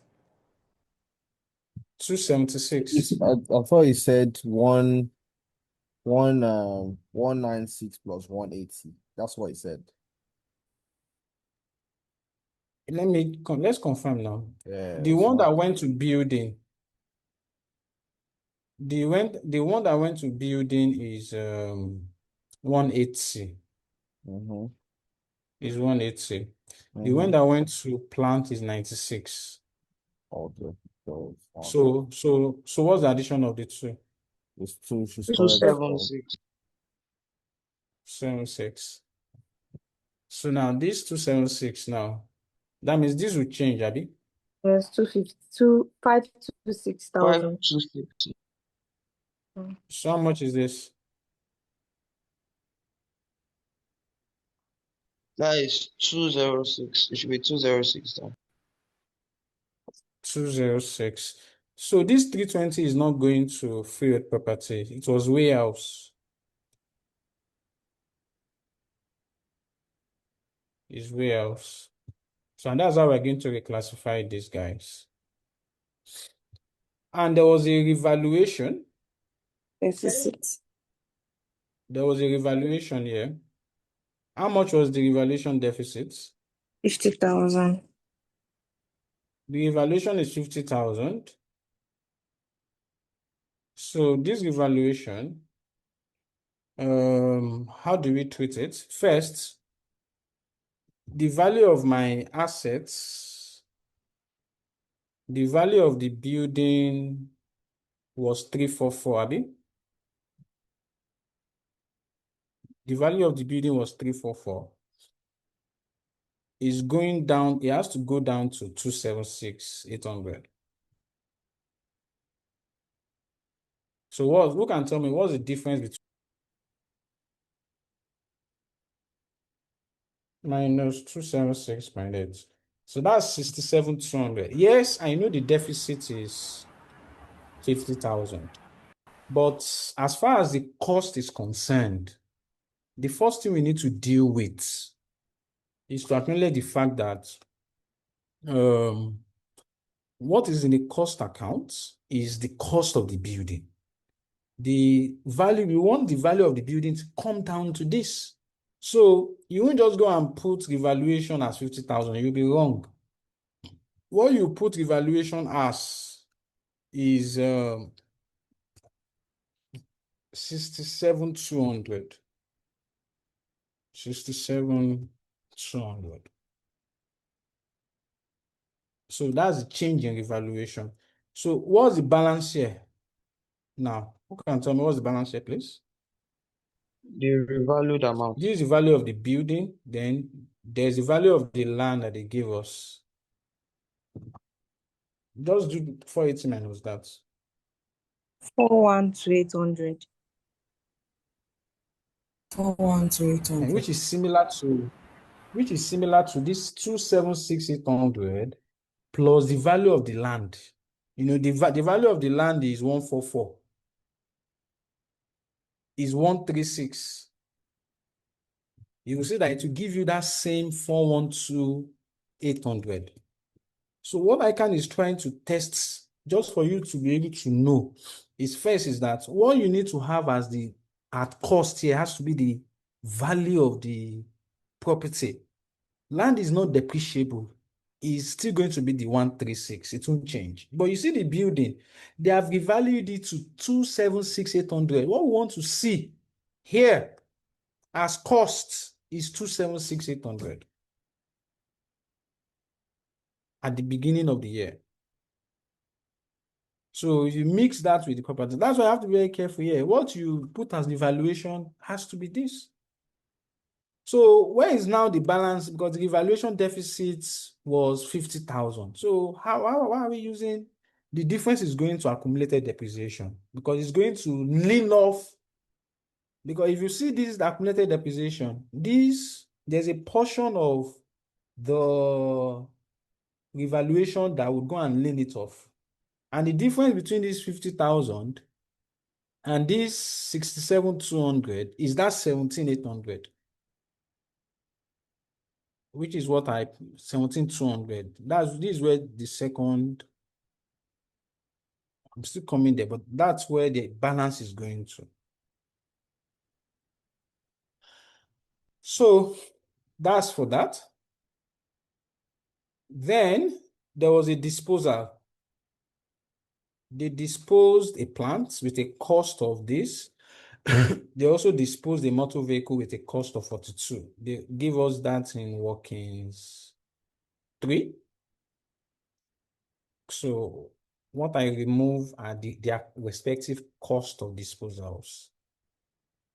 So this will be 0. This will be this. Please let me confirm that this is correct.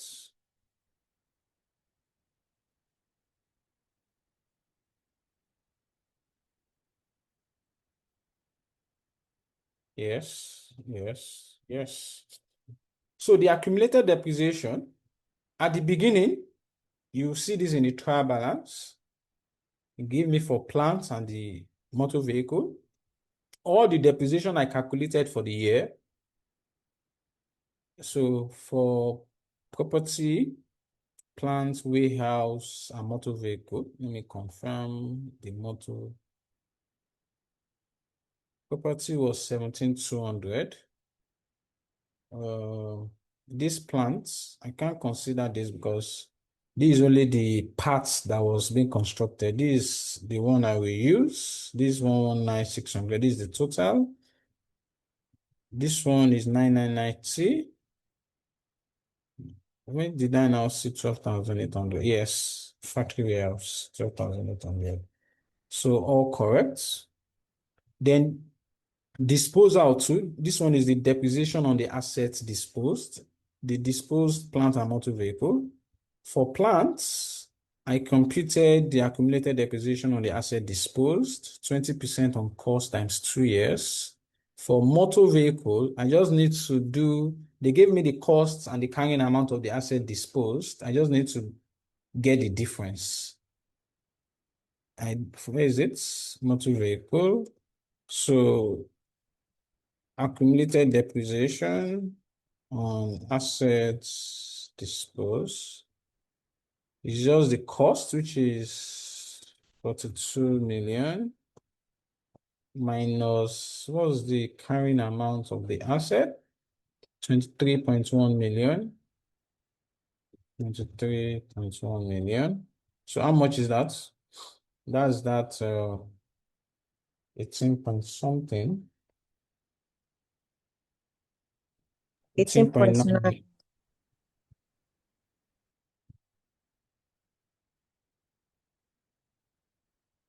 That's that 18.9 million, which is this. And revaluation, because when you revalue, all the accumulated depreciation on the asset disposed will also be cancelled out, which is this. And this minus this gives you that 50 that we got as evaluation deficit at the end of the day. Then for my carrying amount, at the beginning, 250, 480, this is 520 minus 28, that's 312. 1 this minus 48, that's this. At the end, this minus this will be 412,800. So this minus this, 320 minus this, 6 minus this. And that's all that. For statement of changes in equity, so the equity items in this statement, they give me share capital, share premium, retained earnings, preference shares, valuation reserve. At the beginning, I picked all those figures from the trial balance. Then there was a right issue that I did the workings. I was given profit for the year. Let me take out this preference shares. It's a mistake because it's a redeemable preference shares. It's a debt instrument. Should not be here.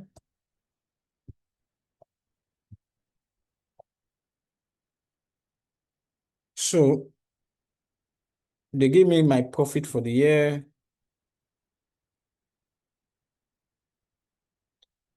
And there was a revaluation deficit of 50,000. So this being my balance to 135,000. So, and they also ask the uses of share premium. So when you have share premium, because a lot of people just see it there and they're just sitting down there. Usually we use it to pay for bonus, since we give bonus for free. So if you are crediting share capital, what do you debit? You usually debit share premium. We use it to write off preliminary expenses. So all those expenses you incur before you start your business, you usually write it off against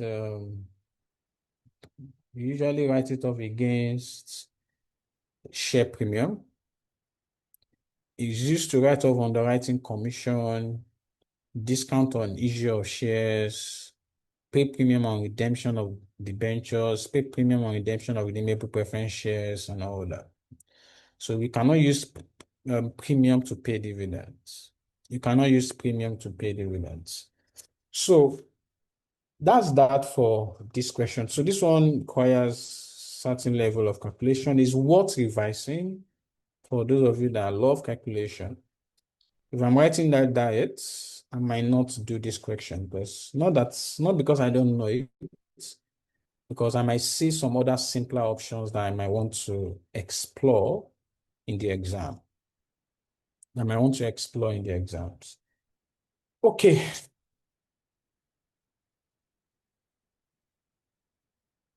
Any questions?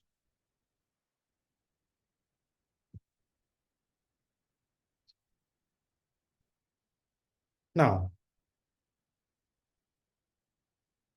this one is asking that you should explain the criteria to be met before assets can be classified as held for sale. So this 5 marks is like 3 marks for you. It's something you can easily read up. So for held for sale, according to IFRS 5, the asset must be available for immediate sale in its present condition, and the sale must be highly probable. And for sale to be highly probable, 5 things must happen. The sale must be made within 1 year.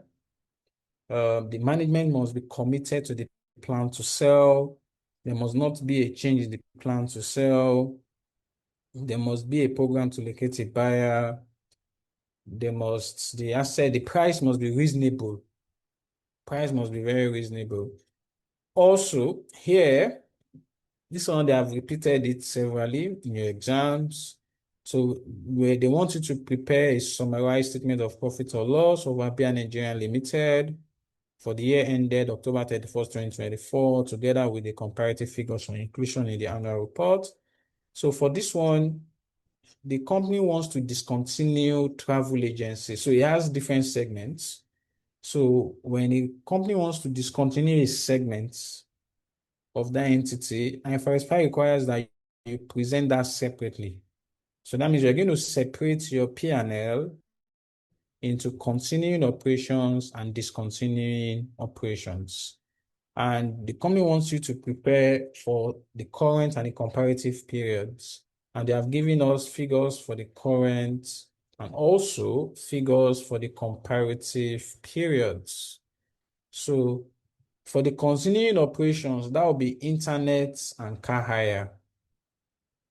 You see that for revenue for 2024, they did 188 plus 12, which would be like 150. You see, I presented this separately. I had continuing operations, revenue 150. For the comparative, I had 132 because in 2023, the total revenue was 240. And out of this 240, they already told me that for travel agency is 108. So since I'm presenting travel agencies separately, since we want to discontinue it, so I removed that 108 from this 240. So the balance is what I'm going to deal with. So 132. And I did that for cost of sales and all that. So when I got to my profit for the year, I had profit from continuing operations. So I now presented profit from discontinued operation as a single line item, which I worked here. And all I'm doing is just presenting his revenue, 84 and 108, as given to us in the correction. For travel agencies, the revenue is 84 for the current year. For the previous year, out of this 240, 108 belongs to travel agencies. For cost of sales, travel agencies is 99 for the current year. For the previous year is 90. The same thing for operating expenses, 9 for the previous year is also 9, which is what I did here. So all I just did was to take the profit and put it as a separate item. So this is also something worth looking at because it's always 15 marks in the exam. And I solved one in class, and it's very straightforward.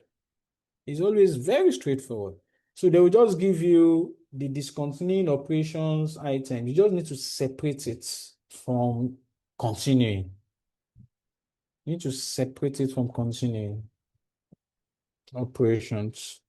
So, and that's all you're doing here. Also, there's also IFRS 15. Here, they said highlight one element of IFRS 15 core principle. I think I emphasized on this, that revenue that is recognized in the account must depict consideration expected from the transfer of goods or services. This is 1 mark. You don't want to waste time on this. List 2 conditions considered in deciding on the treatment of 2 or more contracts enter into with the same customer. I spoke extensively about contract combination, that when 2 or more contracts are entered with the same customer at the same time, you can combine it if the contract are negotiated as a single package. Price of one is dependent on the price or the outcome of another, and they can be delivered together. So that's, you can use it to combine those contracts together. List 3 conditions that must be present for the general IFRS 15 to be applied. That means this one is talking about those conditions that must be met for a contract to be a contract in line with IFRS 15. That has to happen before you can even do any other thing with that model. If those ones are not there, you cannot continue. That's the first preliminary thing that must occur. Also, and if you remember, they must approve the contract. The right and obligation of the parties must be specified in the contract.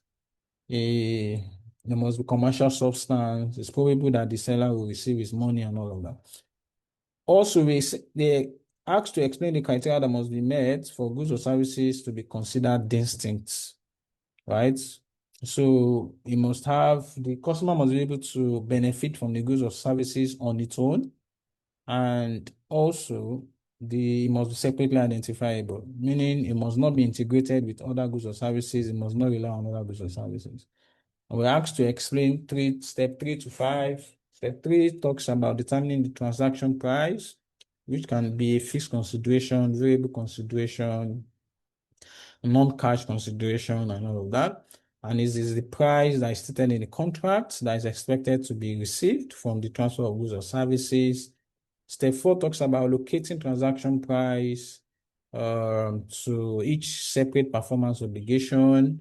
So where there are bundle of goods or services that can be rendered unbundled, so you need to allocate transaction price to each distinct performance obligation. And step 5 talks about recognizing revenue when performance obligation is satisfied. So this is reading those theory parts of IFRS 15. And in IFRS 15, what they often ask are those theory, not those calculation. I explained those ones. So that theory, you need to read it very well. If there's anything that you have gained today, it should be the fact that those principles, those theory are extremely important for us in as far as financial reporting is concerned, they glorify them. They glorify them so well. So, and this is another one. We are asked to explain the terms, provisions, contingent liabilities, contingent assets, and state the recognition criteria and how you measure each of them for 12 months. So they want you to go in deep into tell us what provision is, tell us what contingent liability is, tell us what contingent asset is, and tell us the recognition criteria and measurement. Explain. Also, they say explain the sources of accounting regulation in Nigeria, accounting standards, company law, and local stock exchange listing requirements, and other national requirements as well. So if you look at the explanation, I gave you the definition of provision, liability of uncertain timing and amount, recognition criteria, present obligation, probable outflow, reliable estimates. You need to be able to give the examiner how you measure it. In the exam, you might just only mention this. I just use this opportunity to mention some other things. But provisions are measured at the best estimate of the expenditure required to settle the obligation. Just that when you are getting your best estimates, it's based on judgments, it's based on experience of similar transaction in the past. But you need to consider risk and uncertainty of future cash flows. If the provision or the expenditure you want to incur is in the future, you need to consider discounting. If you are taking insurance or there is a possibility of reimbursement, you need to recognize that as a separate asset when it is virtually certain that you will get the money back. And also, you need to always review. So at the end of each year, you review your provision and you're always adjusting it to reflect the best estimate. I also define contingent liabilities, which are possible. It can either be a possible obligation that arises from past events, whose existence will be confirmed only by the occurrence or non-occurrence of one or more uncertain future events. Then we talked about, it can also be defined as a present obligation that is not recognized because it is not probable that there will be an outflow of resources, or the amount cannot be recognized reliably. So I listed the recognition criteria. This one is not required. I just put it there as a form of revision to you. And also I explained contingent assets, the definition, and also the record. Mostly contingent assets are not recognized in the account. They are not even disclosed unless the inflow is probable. Unless the inflow is probable that there will be an inflow like that. And I listed the sources of accounting regulation for you. So again, I want to keep saying it, all right? For the accounting standard parts, you can use these handouts. You can use your past corrections. This handout is majorly past corrections. Ethics, it has everything there that you can use it as your revision. Just be looking at it. Just be looking at it. It can be applied to other diets because they can repeat questions in the exam. So focus purely on those theoretical parts. For now, the exam is close. Even if you are faced with one you have not seen before, like this question, for example, where they ask you to identify and discuss 4 techniques of creative accounting, right? Not that they have not asked it before. Of course, they have asked it some diet ago. This is just like a repetition. They are asking it again for you. So how do people engage in creative accounting? There are many ways in which you can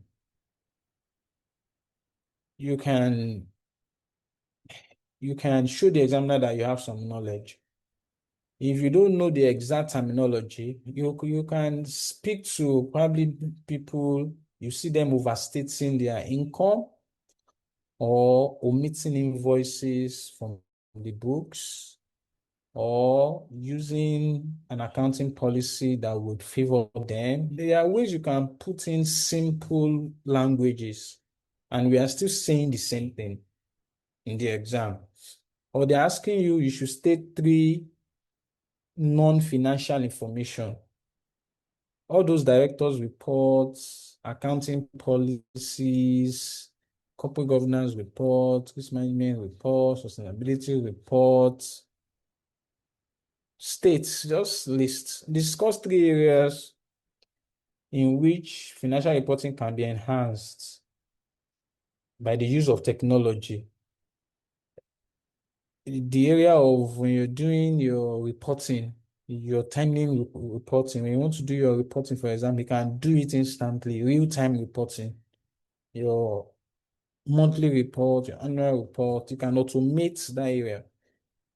Or you want to share information through cloud computing.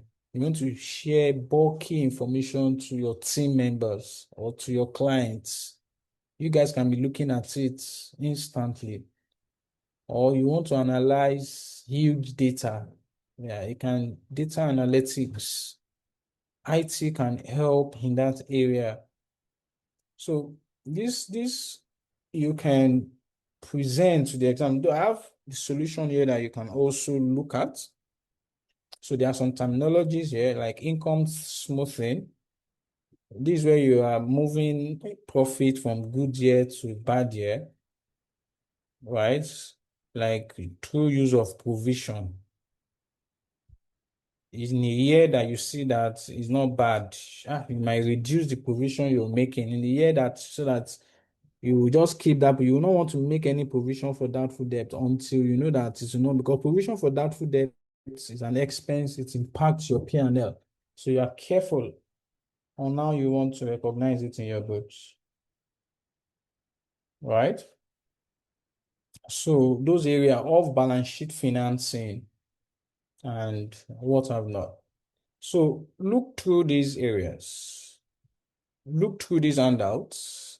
A lot of things that can help you are inside this place. So we have done almost just 2.5 hours. We have not done much. But do you have any questions for me? Because I want to allow you go.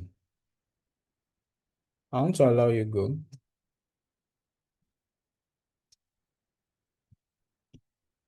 Okay. So there is high likelihood that your question 1 might be statement of cash flows, because in May 2024, it was statement of cash flows. In May 2025, it was statement of cash flows. In May 2026, it might. Go and study your statement of cash flows. So even if it does not come out, I mean, you know it, you still need it later. But it's something you need to know. If you don't understand it, go and watch my videos on YouTube. Use it. Know it very it's simple. If you can capture movement in position, that is all. Go and revise statement of cash flows. Ratios. Go and solve past questions on ratios to get confidence on ratios. Go and solve past questions on it. Published account. Solve the little you can there. It might be your question number 1, it might not be. And if you can attend your hands on 3, 4 questions, if you need solutions, I have solutions to most of them. Anyone that is not clear in the Finder, I can share you my solution that would help you with the exam. Accounting standards. You can use this summarized one for your revision on accounting standards, ethics, sustainability reporting technology, right? So all that would help you position you to pass financial reporting. So let me take a few questions. Then you guys can take a little break. For those there are some of you that have been doing intensive with, I'm still going to have like one more quick class with those ones. Then to finalize our class. Okay, Joseph, please go ahead. Good morning, sir. Morning, Joseph. Yes, sir.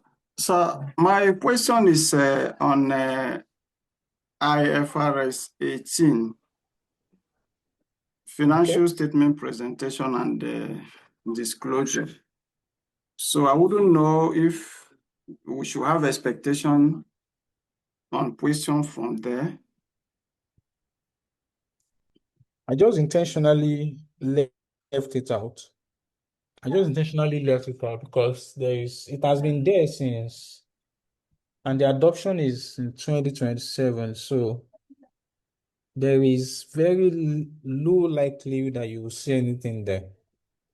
Because right now is IS 1 that is still applicable. And ICAN is only going to ask this thing 6 months after the effective date.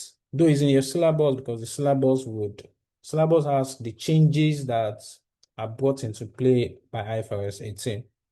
So maybe I can do a one-page summary of the changes, but it's not something I want you to start spending so much time on. That's why I didn't even talk about it today. If not, I wanted to include it. But since you have this conviction, for you to have asked it, then it's something I might want to do a one-pager for you and send to you, just a one page, just to show the new things introduced. I don't want you spending a lot of time on some things. I can do a one-pager and share it to your group. The new introductions there. I will just summarize it and send it to you that you can have in mind. So even if they ask it, it won't be anything serious. It's just the changes in the subtotals and few other the what's this the orientation of the new standard, why they changed it, and all of that. You can do that for you guys. Any Thank other you, sir. tutorial? You're welcome. So again, in case, remember that don't forget this. Go and revise those theory. Go and read it. Just study it, right? Study it. Practice cash flow. Make sure you finish your exam. Don't make sure you touch all questions. Don't waste too much time on a single question. You will not pass like that.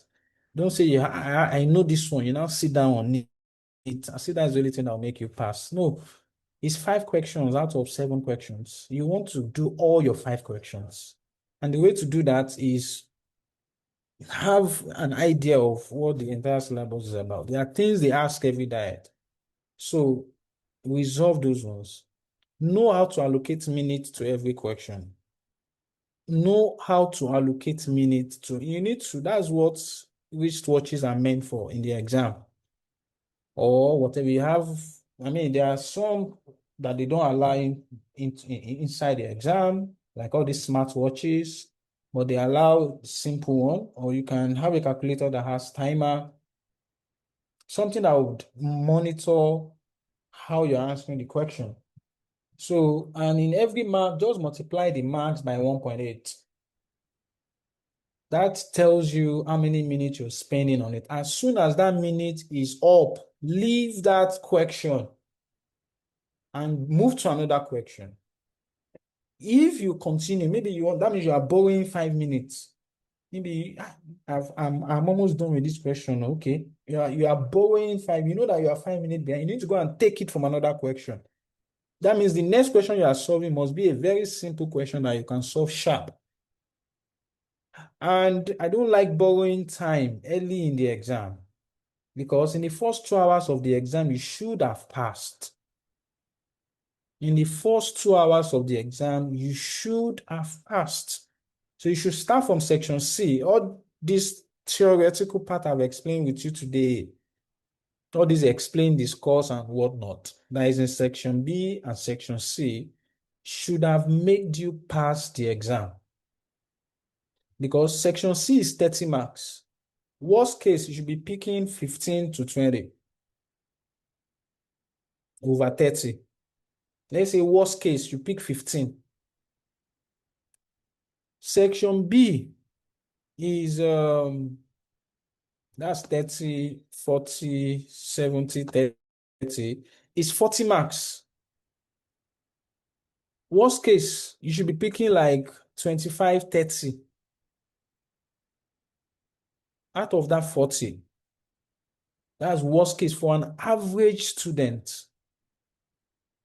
So that means out of that, you should at least, there should be some that would help you to do 30 over 40.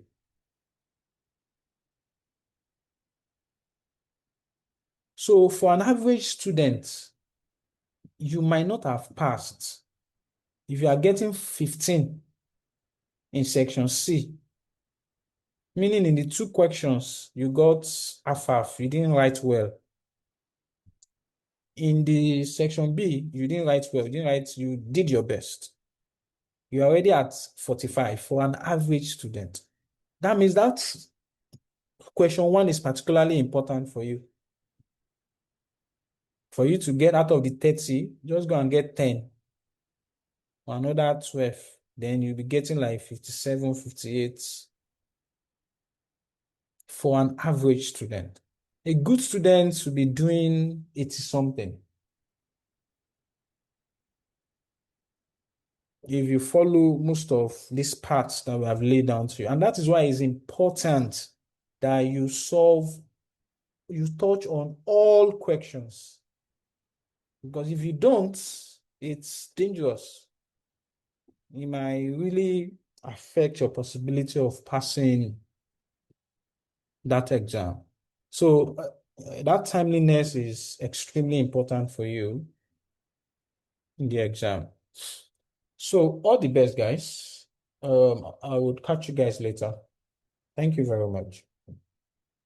Bye. Thank you, sir. Thank you, sir. Thank you, sir. Can you drop this, Grateful. your Thank you, sir. note in the Yes, I will. So are you dropping the note now? We are in dear need of it. Yes, I will drop it for you guys. Okay, thank you, sir. Thank you, sir.